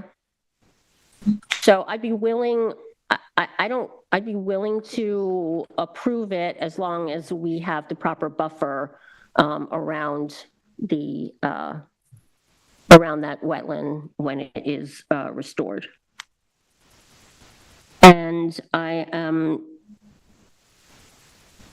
not, I want to hear what we're going to do around the wetland and requiring buffers. I don't believe necessarily that a 10-foot buffer is necessarily sufficient. Buffer. Okay. So just so I'm clear, because this is a little bit, I know. This doesn't match. It I doesn't know, seem that's to where- match right. the the public. TAM doesn't match the notice. So I'm Yeah. going to follow the notice with the numbers. So Yeah. Yeah? 6, Oh, okay. you are approving? What is 6? Check the. That's for the patio? Actually, I'm not approving that. Sorry, excuse me. I'm denying that as well because I think I think the wetland from an NRSP standard needs a bigger buffer around it, and that would potentially jam into that buffer. This is the southern buffer that has been filled, The southern, wetland, which yeah. was filled by a prior applicant. I'm just making sure we're Well, clear. we don't know. We actually don't know who filled it, but it doesn't really matter. This applicant is the steward of the property and it has to be remediated. I mean, there's a long I'm not part of the sure public they hearing. were the owner when it was filled. I Well, don't know for a fact. I'd just say the reality is. Is it, well, Doesn't what matter. I- Yeah, well, that's a long discussion. Okay, that's fine. we're Just gonna make sure I'm have. clear on. I That's- just want to be clear because this was a little They- complex. I mean, the So wetlands were Yeah. I flagged in think this is a 2000. fragmented decision. I'm not Yeah, it saying is a that, but let's fragment. maybe And- hear from others and then Yeah, come yeah, back yeah. to you, because it might be, Yeah, let's good do for that. this 'Cause conversation. right, I agree, this is a complicated Right. application. Yeah, Right. I So would, maybe yeah. if you approve, if you're okay with that. maybe we'll I'm come- good because I'm still I'm going really to do a want roll to see call where, over. I'm going to sorry, go can over. I just Yeah, yeah, finish? yeah. Yes. I think Because I let's have a very summarize it at the end. direct wanna okay, recess. decision. And maybe you want to go next. Okay, wait, she wants to say I one more just, thing I agree, first. because I still don't know where we're all going to come out on the wetlands I know and where their I'm coming out. buffers, and that would impact, well, yeah, some of the other variances. Right, so I agree, yeah. Ready? Yeah, Over to you. good, Denise. All right, so this is not a unique property in Beach Hampton. It's a corner lot with 2 front yards. A lot of these properties were developed prior to the adoption of NRSP regulations. The most recent CO was issued in 1979, and that survey properly depicts what was on the property at that time. These variances are beyond significantly substantial. They are asking for 80 to 90% foot variance requests. 100 wetland setback is required for structures. All these structures are getting closer to the wetlands than what exists now.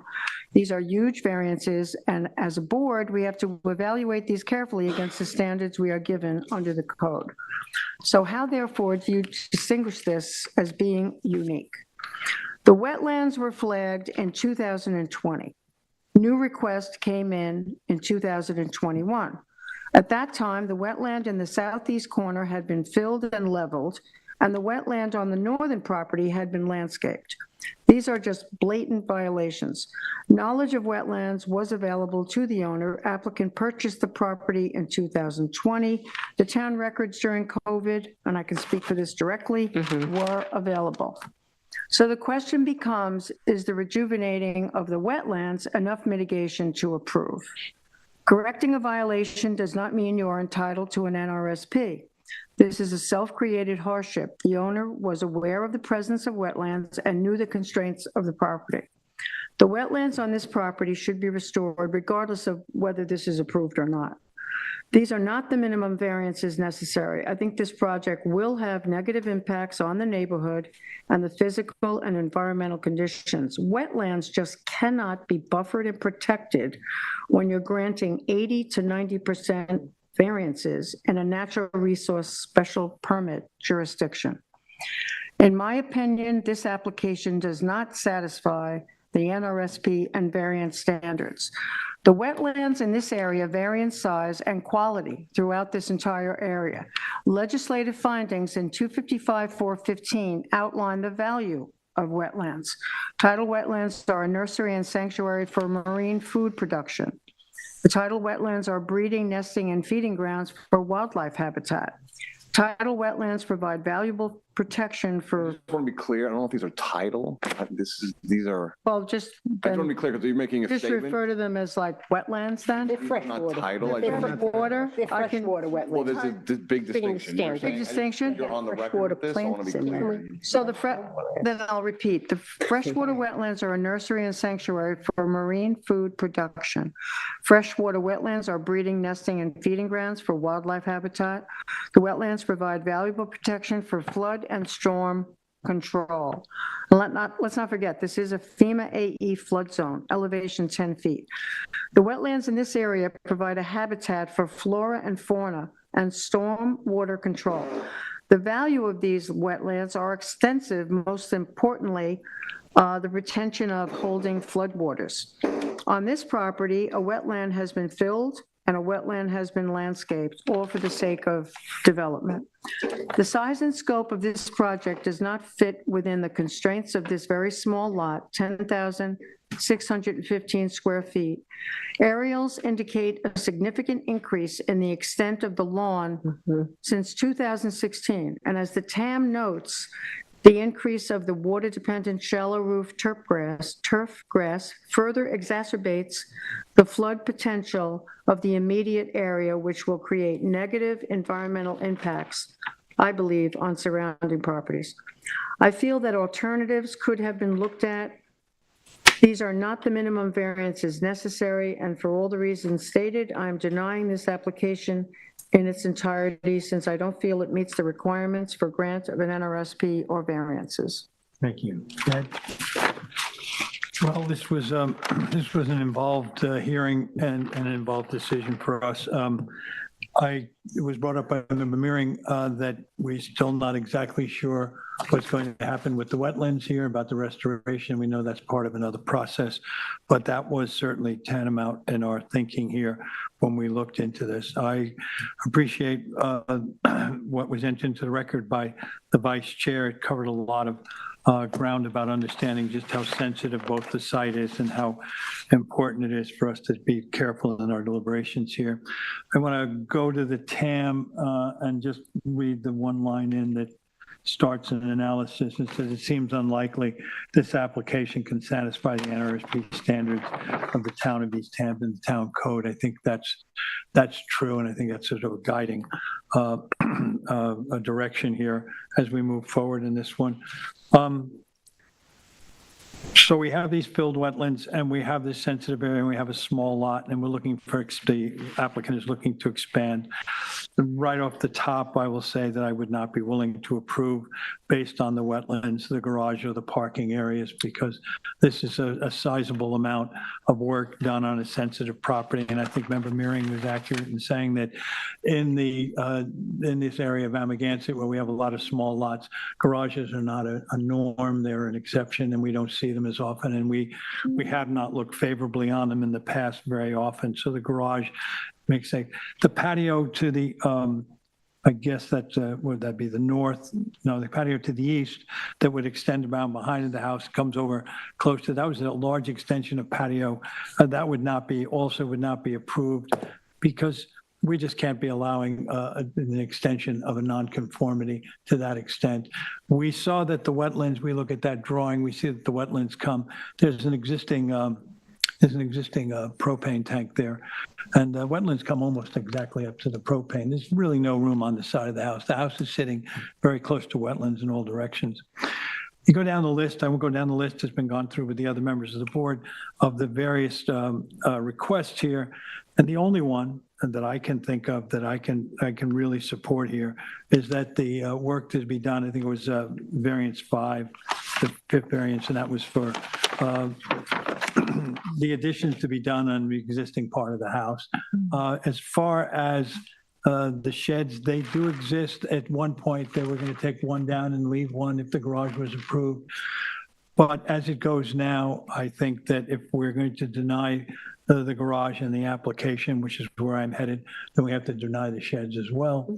And so the only one, when I go around circle on this one, and I think it was an involved application because we had condition that we don't always see, that is a filled wetland that we have to show some respect for.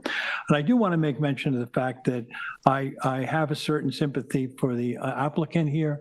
I think they're probably very sincere. I think there was a sort of an unfortunate circumstance in personally for them, but as well as in the business aspect of purchasing the land and not being maybe possibly fully aware. Be that as may, we still have to deal with what the standards are. So I'm going to deny this application all but for the variance number 5, which was to enclose some additions on the existing part of the house, which is really quite minor. Is that clear enough or not? So I have Well, 2 approvals for 5 at the moment. That's all I have. Let's hear from. All right, this Let's hear from numbering Terry. system is bugging me because I'm looking at the other one. I'm Let's hear from you, confused. Terry, and then we'll Well, go. okay, I I think we're going to need to summarize this. yeah, we're going to have to, yeah. Right. Okay, I basically agree. I am denying the stone driveway, and it's listed, I believe, as, I forget what, I don't know what number, because they don't match what the TAM has, but it's listed, I think, as shed. I think we should use the Gar- public notice. That's the actual. Does that say Well, say the but word garage? It doesn't, I don't Well, think it but says the word garage. driveway Here's is the not driveway. noticed, But is it Public notice doesn't noticed? say the garage. It's not, Well, the stone, I'm going to deny the stone driveway. It is too large. It could be placed elsewhere. And it says on the survey, it shows as garage with roof deck above. I'm denying that. There's a shed that they want to put in. I'm denying that. And the sauna, I think they actually had a sauna on a C of O way back. But the stone patio that they're suggesting, they're taking out brick patio, want to replace it with stone patio. I'm denying that. I guess I am denying everything except those two little additions on if you look at the survey, the one addition is on the west side. It says addition below overhang. And I don't know what the square footage is on. It's very small. And then on the south side, there's an addition below overhang, which isn't even in the notice. Yeah. Although the relief requested says any other relief necessary. And I think the reason it wasn't put into the TAM is because the wetland had been filled and the planner was not going to reflag something filled in. So these numbers and these on the survey were done by the agent, Joel Halsey, or whoever they got to do it. So I think that's why it's not listed at all, but it's a very small overhang. But okay, so basically everything. I mean, I don't think there was anything about the IA system, but I don't think that's of value in this particular situation either.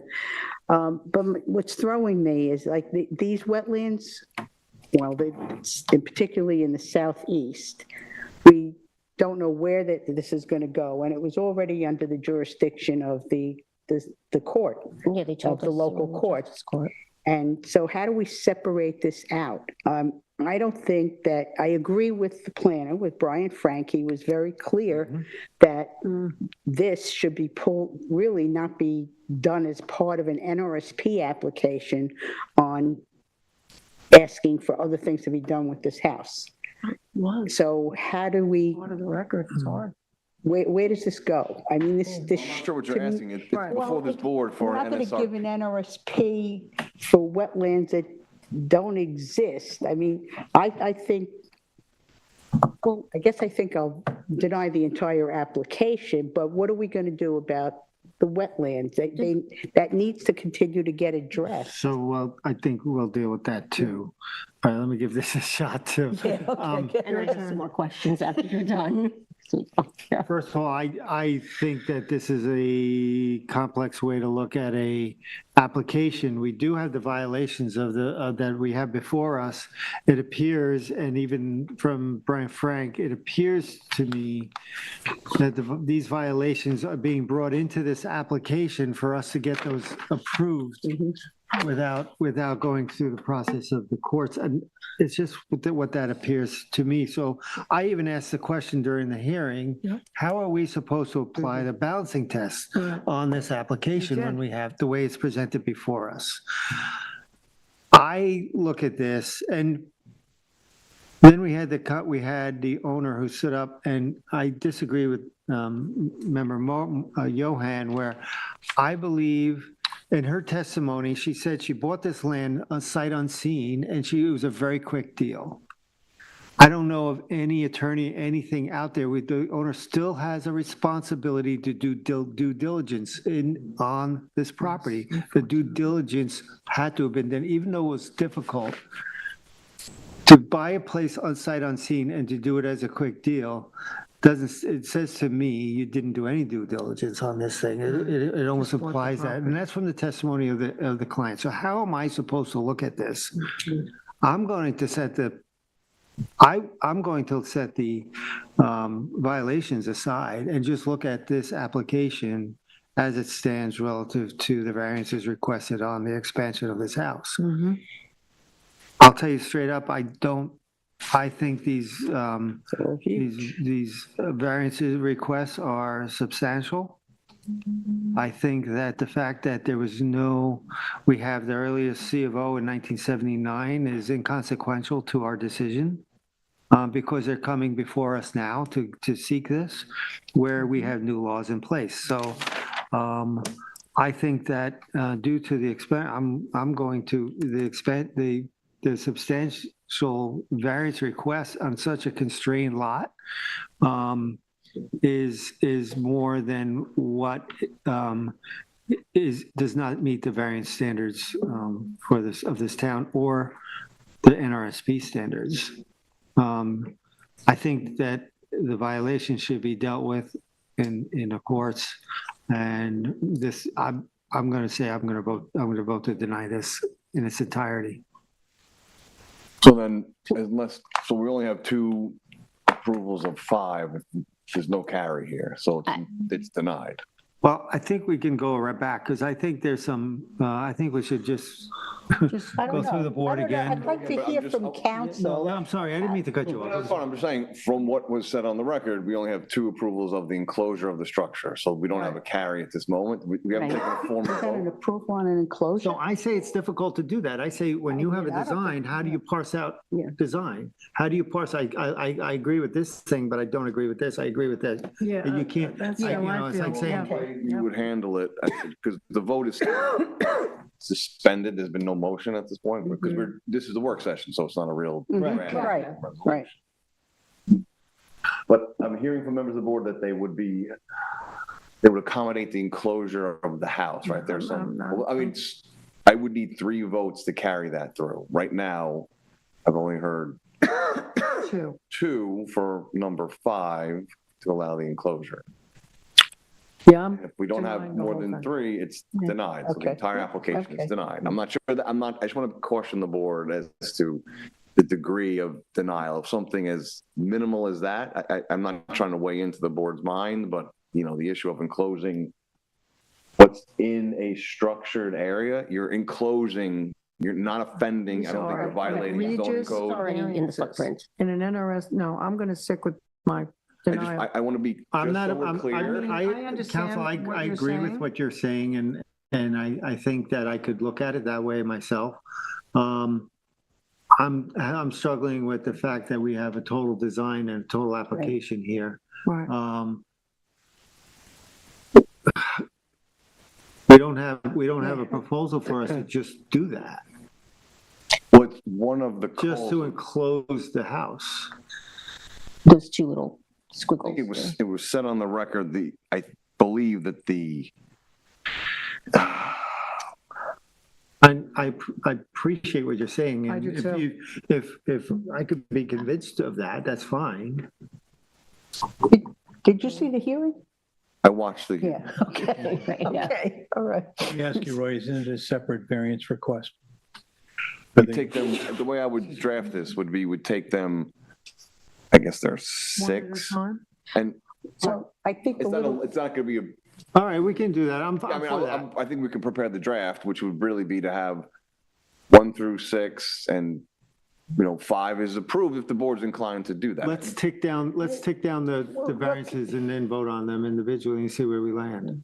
Is that right? That's probably the simplest way. Yes. Yeah. well, you Let's keep go. throwing out numbers and they don't Well, match the I'm tan, gonna, so I don't know like, which ones you're stick- Let's talking go. about. I'll read them. I'll read them. I'm going to, What I'm looking at is, unless you want to copy mine, I'm looking at the public hearing, right? The public agenda. I'll read it. I'll read it one by one, and then I'll go through it.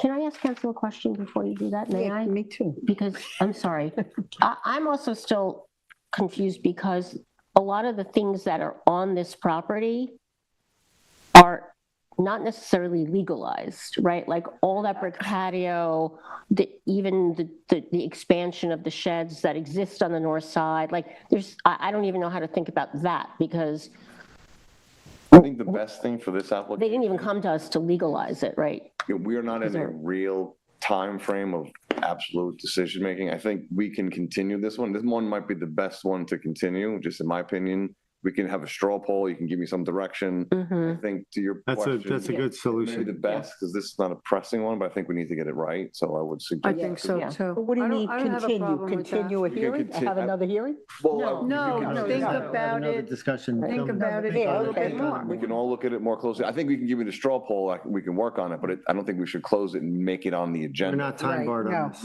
And there's no, again, there's no statutory, So we're just thinking out loud. Right. Okay. this is a work session Right, to work, right. where we And then- we do this. One more question. Does technically the reworking the whatever you want to call it, the attempt to restore the wetlands, does that actually require an NRSP from the board? I'd have to check, but I would just call, if the board does not grant anything. But it's still, I think the issue that's befuddling me is it's still in justice court. If the board doesn't So- get anything, what were you If, going I to say? just want to be clear, if the board doesn't grant anything, there's no mechanism to make them do anything. So the restoration may be a separate issue. Well, no, but see, that's No, what see, I want to that's know not- from you. this This is what- is in justice court. Right. What I'd like to have happen here is that nothing gets approved, that goes back to justice court to get the wetlands restored. Well, I mean, two even different- you're in Jim two Grimes' different letter worlds. doesn't tell us anything. So let me ask you this, whether it's approved or not, we can't ask that those get restored? You're saying we'll have no ability to do anything if we deny it? Separate this for you, if Yes. it's in justice court, which I'm unaware, but I can look into that. If it is, and I believe Well, you're correct. Brian talked about it at the hearing, He talked to, but The applicant's he agent elaborated told on and it. the applicant's agent mentioned it. So he even said that it would have been more efficient for it to be corrected if it went through that process than having to go through the NRSP. Through the NRS, That's this through is Brian Brian's Frank testimony. said. Right. Yeah. Again, it is currently before the justice court, right? That's their jurisdiction. That's happening there. Again, they have then applied for this NSRP. Technically, that stays the enforcement mechanisms of justice court under town law. There's a stay provision, prevents the court from making a determination because, again, the court Through it to you us. make a decision here which neutralizes what the court does. So there's technically a stay in place because he has appealed to the zoning board. It stays the actions of the justice court. Right. So you make a final determination here, up or down or partial. It then goes back to justice court for that adjudication. That's the proper course. So again, but if your question to me, I think, was if you deny it in its entirety, you have no jurisdiction to require it to be stored. There can be But no the court condition. does. Well, I'm saying the court can do that. I don't know what the court I will mean, do. wouldn't the court do that? I mean, I have no idea what the court will do. no, but I'm just saying, it's like walking into a casino. I know, but I'm just saying, I can't look at it like, one of the things I said, so does the question become, because is the rejuvenating of the wetlands enough mitigation to approve? I mean, I think that's why this has to be continued. And I think, yeah, I there's think just that- like, things I had, just in my analysis of what I said tonight, there's just a lot of questions. Right, but to be clear though, if you were to deny this application in its entirety, you can't request the restoration because you've said no. So there's no But it'll be condition. in the You can put hands of the conditions on court. approvals. Right. You can approve something with conditions, which is Right. how you kind of tie yourself into it to force. Oh, see, but what? Well, what and he that's said- what- Need that's an what NRSP Brian to said do would the work. slow down the I think- whole mechanism. I think the to get it recommendation restored. before us from council is this. I think that we table this discussion for another night and we think on it. And I think that we do, board, have the ability to say, yes, restore the wetlands, Yeah. or do this or tie do it that. through some And we can go through this step by step as a call. And I think that's a wise advice for our board. So with that, I would like to table this I think you should. to another night and continue the discussion I'll be back. So then. we could condition something I'll on talk the about this later, but yeah, there's. Yeah, well, Yeah, Okay. so Yeah, let's We're going, yeah. table it. Continue All this. right. There's I wanna think no this direction for us to the other draft a way. TBC. resolution, but I've heard a lot to do. Food for Let's thought. move on. A lot. And it would help if the numbers. Next, we have James Brennan at 122 South Essex Street in Montauk, Suffolk, tax map number 300-28-5-42. The size and location is 15,810.75 square feet at 122 South Essex Street. Montauk Beach Development Corps, Lot 12, Block 42, Subdivision Number 3, filed May 6, 1927, as map number 1013 in Montauk. The description is to demolish an existing 836 square foot residence within 100 foot of a wetland and construct a new 2579 square foot two-story residence with roof terraces, swimming pool, patio, and an IA system on a parcel within the jurisdiction of wetlands. The residence and pool are proposed 100.3 feet from the wetlands, and the sanitary system is proposed 151.2 feet from the wetlands. The relief sought is a natural resources special permit pursuant to 255-420 of the town code. The zoning district is A2 residence, Zone X flood zone, and the secret class is type 2. Whose was this? This was mine. Okay. Okay, all right. This hearing happened on May 20th, 2025, 24. The agent was Rick Whalen for it. The survey is dated July 31st, 2024. Is it 24? Hang on, let me check. Let me double check it since I wrote the wrong year on the other thing. Yeah, it's 2024. Okay. So July 31st, 2024.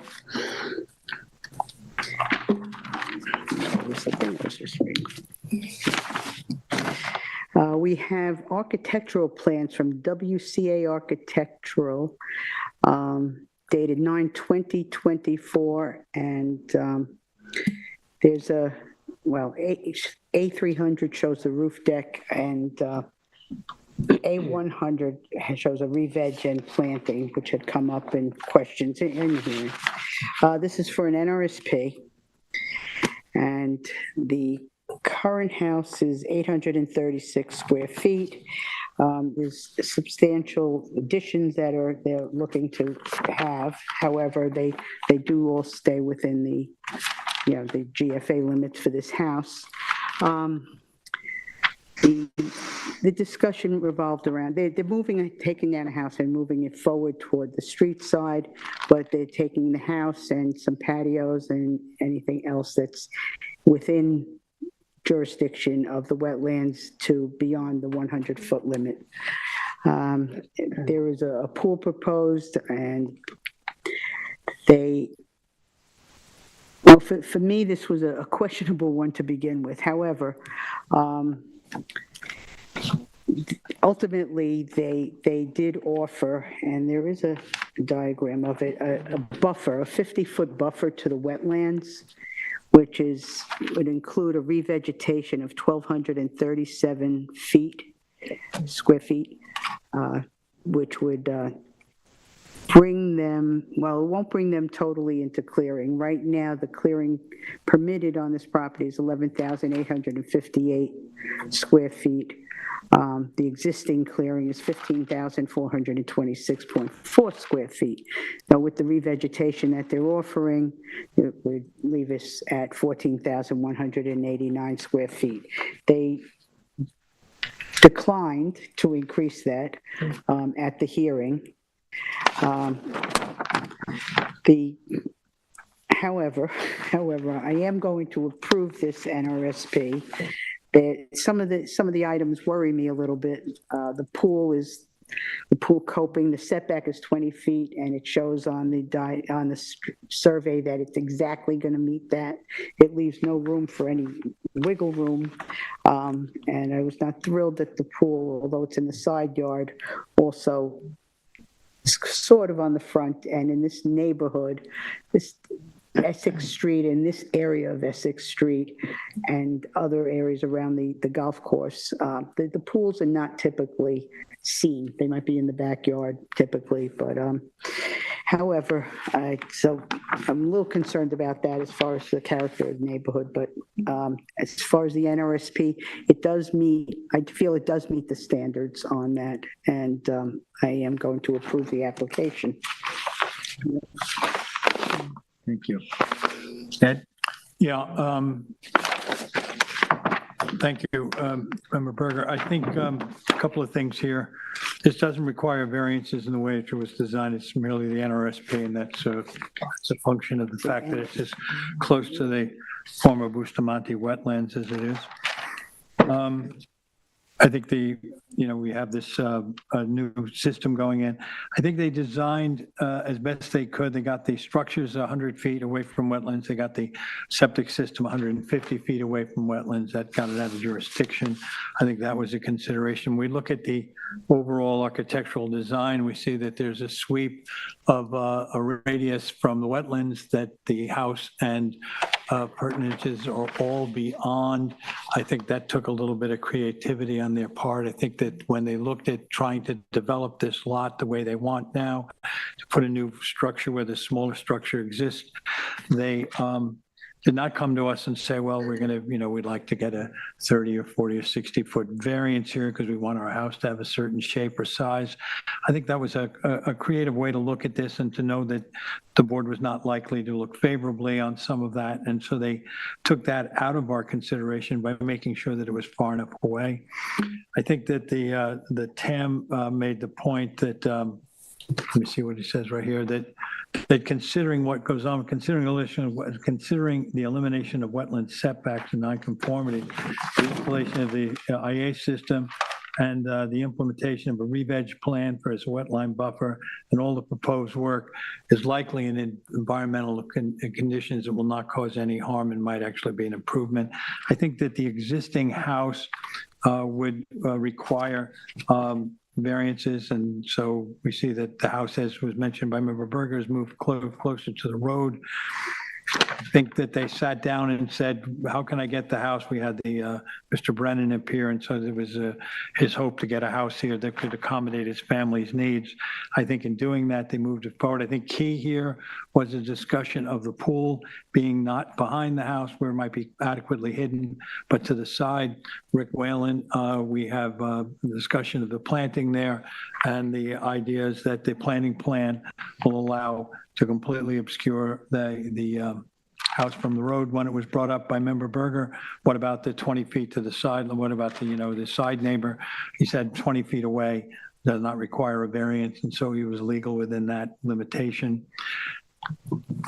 When I look at the project, I think it's one of those, like we had earlier tonight, where people looked at what we would look for and then designed accordingly. And I think what got designed is something that fits on the site. It's a redevelopment, but it's redevelopment that I think is one that we can consider satisfies the needs of the NRSP. And I don't know what else to say about it here. The planting plan is important, but there's the buffer at the back, and the additional 1,237 feet of proposed revegetation is key.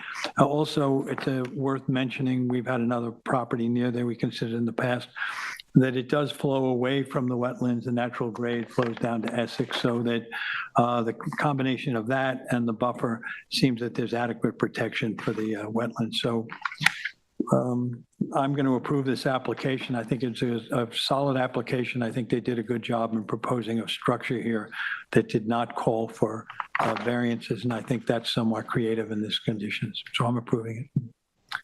Thank you. Next. I agree with Member Johan. This application was originally going to be considered for an administrative review. There are no longer any variances being requested. They're now before us just for an NRSP, since the parcel is within the jurisdiction of wetlands. Proposed structure is allowed on a lot of this size. They would even be in compliance with the new GFA revisions that won't go into effect until July 1st. They are in full compliance with 255-551 of the town code. They fully comply with zoning, and everything is proposed to be located on upland, and no natural resource feature or system designated in 255-412 shall be diminished, polluted, degraded, or lost in order to establish this structure. There will be no diminishment of wetlands or negative impacts to the surrounding properties. In terms of the pool, it won't be visible to the street due to the landscaping. The pool meets the double accessory structure setback from the neighbor to the south, so the pool is compliant. There is a planting plan that has been submitted into the record dated 9/20/24. I do not feel this will change the character of the neighborhood. I will be approving this application since I feel it does meet the standards for grant of a natural resource special permit. Thank you. Jane? Yes, thank you. I don't see it as strong an application as perhaps member Johan does. And I think it was disappointing to not have the applicant see that, I get it, it's pre-existing non-conforming clearing, but this is a very substantial increase in development on this property, and though it doesn't need variances, that gave me pause relative to the overall NRSP standards. I do also think this type of development, and of course we know what happened on the property next door, is quickly going to change the character of this part of town. But with all that sort of cuspiness, I do see it as getting over the hurdle to meet the NRSP standards, as has already been noted. And the buffer is a good thing, and I will approve the application. Not so enthusiastic, but I will. I brought that up during Yeah, the public yeah. hearing. I tried. Yeah. Thank you. I agree. I have, what? Yeah, you're left. Yeah, no. Yeah, okay. I agree. I have nothing else to add. We'll approve this application. Hey, John, just for that, the document that Denise, Vice Chair, was talking about, it's in WCA, it says proposed site plan and zoning 9/20/24. That shows the plants and the buffer and the drawings, so it's a good one to Planting note plan. in the Want determination. that reference? It was authorized, this is going to be part of the approval. Yes, Yes, because yeah. I kind of brought up the clearing issue that night to see if They they would. declined. They declined, but it is pre-existing non-conforming. I just thought, let me see if they're amenable to this, and they said They're no. agreeable to, they But said they no. did submit, yes, they said no They said to no to increasing. the amount. increasing. So But they, are- so they're I'm agreeing to sorry. the planting plan that they submitted, which is in the record. And that's, WCA, yeah. A100 or WCA something, I A1A-100, 9/20/24. proposed site Planting. plan and zoning, it is what says. they agreed to Yes, yes, as part of the NSRP grant. yes. Correct. Okay. Next, we go to other decisions. We have Scott Albrecht at 28 Butternut Drive, Montauk, Suffolk, tax map number 300-4-3-19. And it's a modification of a 2016 determination, Tyler? Or who's it? Oh, this is What? What? Charlie. My best. What? This is Charlie? Wait, what? It's I Charlie. don't know, it's Charlie. So Someone's Charlie, I don't know what. this came up, this approval was granted in, what was it, 2016? And if you look at the aerials, if this is a hot tub that was approved, this fire pit was there and was just for some reason ignored. And it's on the survey and everything, and it just wasn't brought up during the hearing, and it doesn't meet setbacks. And Tyler and I kind of were discussing it. What do you think, Tyler, that maybe it just could have been something the building department at the time might have said they didn't require? Because sometimes they said things that were set in sand didn't require setbacks. Right, exactly. Oh, I thought So those maybe days were that's what gone. happened, but it just wasn't acknowledged. And they're in the process of trying to close all this stuff out, and now we're trying to just figure out how to get this, how to get it approved. So what's the let's ask a modification question. There's a slab associated with that. Was that slab on the survey at the time? Yeah, everything was, So they're just not pointing out the fire pit. So if the slab was approved, then it's. well, the slab was approved for I believe the slab was part of the hot tub. The hot tub's on the slab, but and this is the survey, if you guys want to, this was the survey that Yeah, was let's see the part of survey. and it's got the fire pit's right there, right next to it. Essentially, the fire pit slash slab for the fire pit was Yeah, the just fire pit's part of it. not mentioned at all. It just isn't mentioned in the approval, so we don't, You could reopen, right? We're talking about that. Yeah, so reopen it. You want to see this, Jen? Yes, please.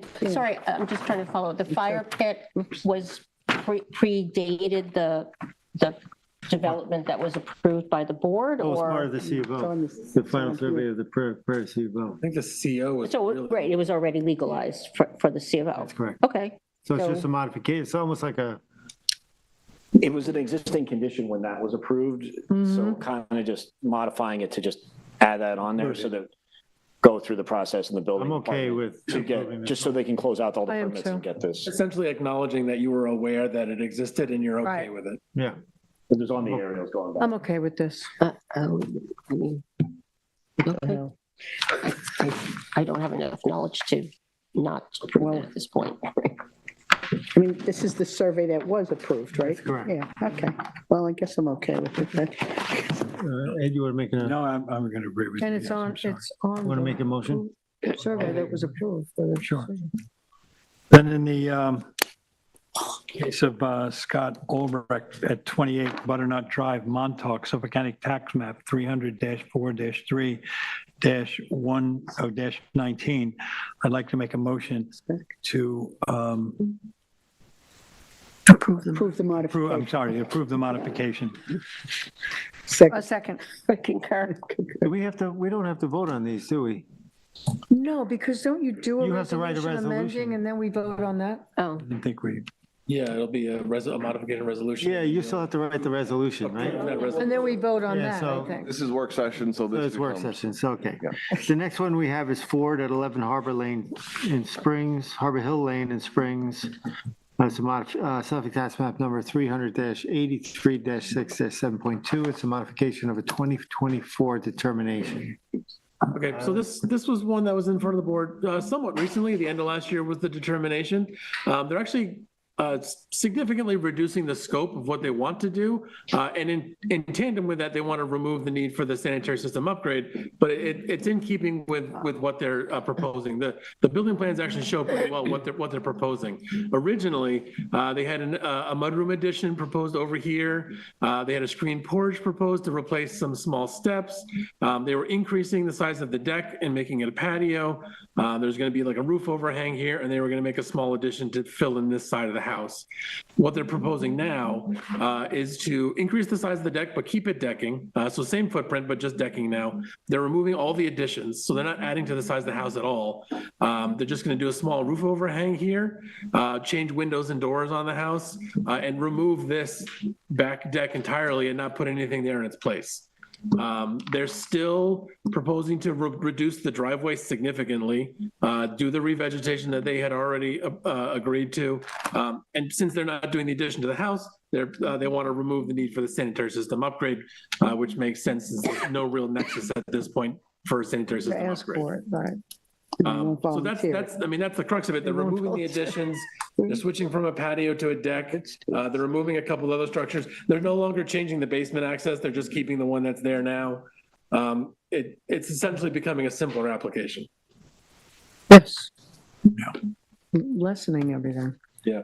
I wrote it up there, if you want to know what exactly is changing. The stone patio that was approved to be located 41.3 feet will be wood decking. They're omitting the approved screen porch, which was 42.7 feet, omitting the approved additions, 47.5 feet, omitting the approved trellis, 76 feet, and they're including a proposed overhang, 47.5 feet from wetlands, which will be over that decking. So they took out a stone patio, but they still want that variance for Yeah. a deck. Maintain the variance to switch it to decking instead of patio. so Yeah, it's going but they from don't want to do the impervious to semi? sanitary system. Right, yeah. Still, I mean, obviously still some additional footprint. It's not significant. But How did we vote on this? I don't even remember how I voted on this. This- The application? I I have, mean, it's approved, but we all I don't remember. approved everything? I don't remember. this. I have a copy of the All right, determination. it's okay. don't worry. Barry Ford?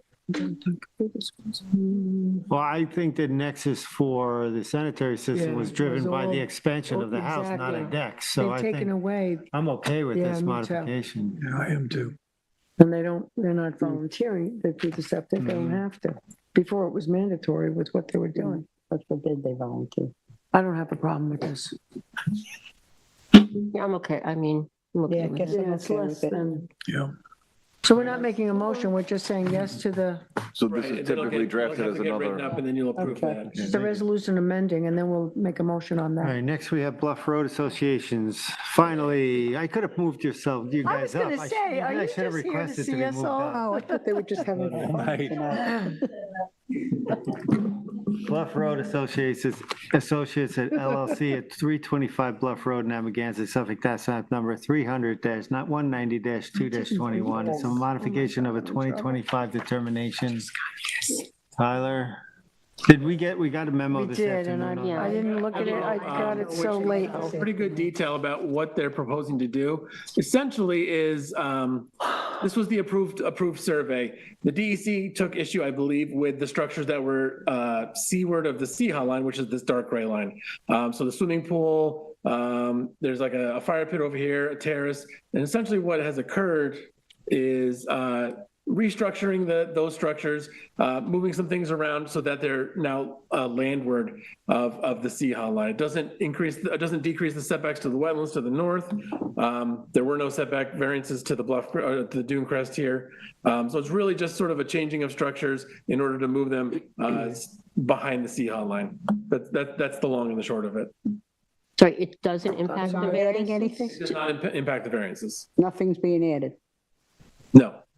I think there was one note about a spa being added, but that was actually on the original plans. It's just sort of covered by a note. It was on those plans, though. It was within the existing footprint of the, I think it's this here. This was the spa, but you can see it's covered by the mechanical notation.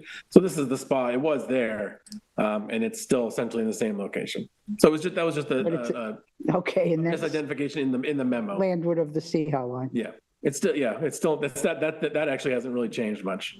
But the pool was cut back slightly in order to make it behind the Sea line, in order to comply with what the DEC was looking for. So I approved this originally, so any improvement to this, of course, I would approve. I mean, the final lot coverage is lower, final building, final clearing, it's all lower than what was approved, And just right? in terms of, I was the only one who denied this application, but it's an approved application. So I'm comfortable saying I approve the modification, right? That makes sense? For that, sure. This Okay. is a new resolution. Okay. They don't affect any of the wetland, I don't have a problem with this. You okay, Ed? Yeah, I'm fine with it. Thank you. I mean, it says right there, it doesn't affect any of the Good. wetland setback variances. I just wanted to keep you guys here. Wow. You guys could have asked. I realized like just a Show. few, after we got through the hearings, I'd say, we could have moved them up. Let's get you out of here. Sorry. You had a good time hanging out with us, right? But you're welcome to stay. This is where it gets really good. Thank you. Oh my Good gosh, night. poor thing, it's sitting around there. Next, we have extensions of time. Jocelyn's led Alliance Head LLC at 154 Isle of Wight Road, Springs, Suffolk tax map number 300-23-1-32, an extension of a 2008 determination. Tyler? As you can see, it's an unimproved lot still. So the conditions haven't changed. These are the 2025 aerials, which we have access to now nicely. But yeah, the conditions obviously haven't changed on the property, so we don't have any issues. What's that thing on their property? That's a boat. Oh, Yeah, that's up here. sorry. Well, oh, that's two things. Okay, no, there's something else Oh, on the that, other. I think that's just some incidental clearing from the neighboring property. I'm okay with this. Most of my I'm fine with it. I'm okay. Okay, so in the matter of the application of Jocelyn Lyons Head LLC, 154 Olive Way Road, Springs, Suffolk County Tax Map Number 300-23-1-32, I make a motion that we approve the extension of time request. Second it. Concur. I concur. I concur. Thank you. We have the draft minutes of Tuesday, June 3rd, 2025. Yes, I'd like to make a motion to approve the draft minutes from Tuesday, June 3rd, 2025 for the East Hampton Town Zoning Board of Appeals. Second. Concur. I didn't get a chance to read, so I'm going to abstain. Sorry. They were okay. Fell down on my job.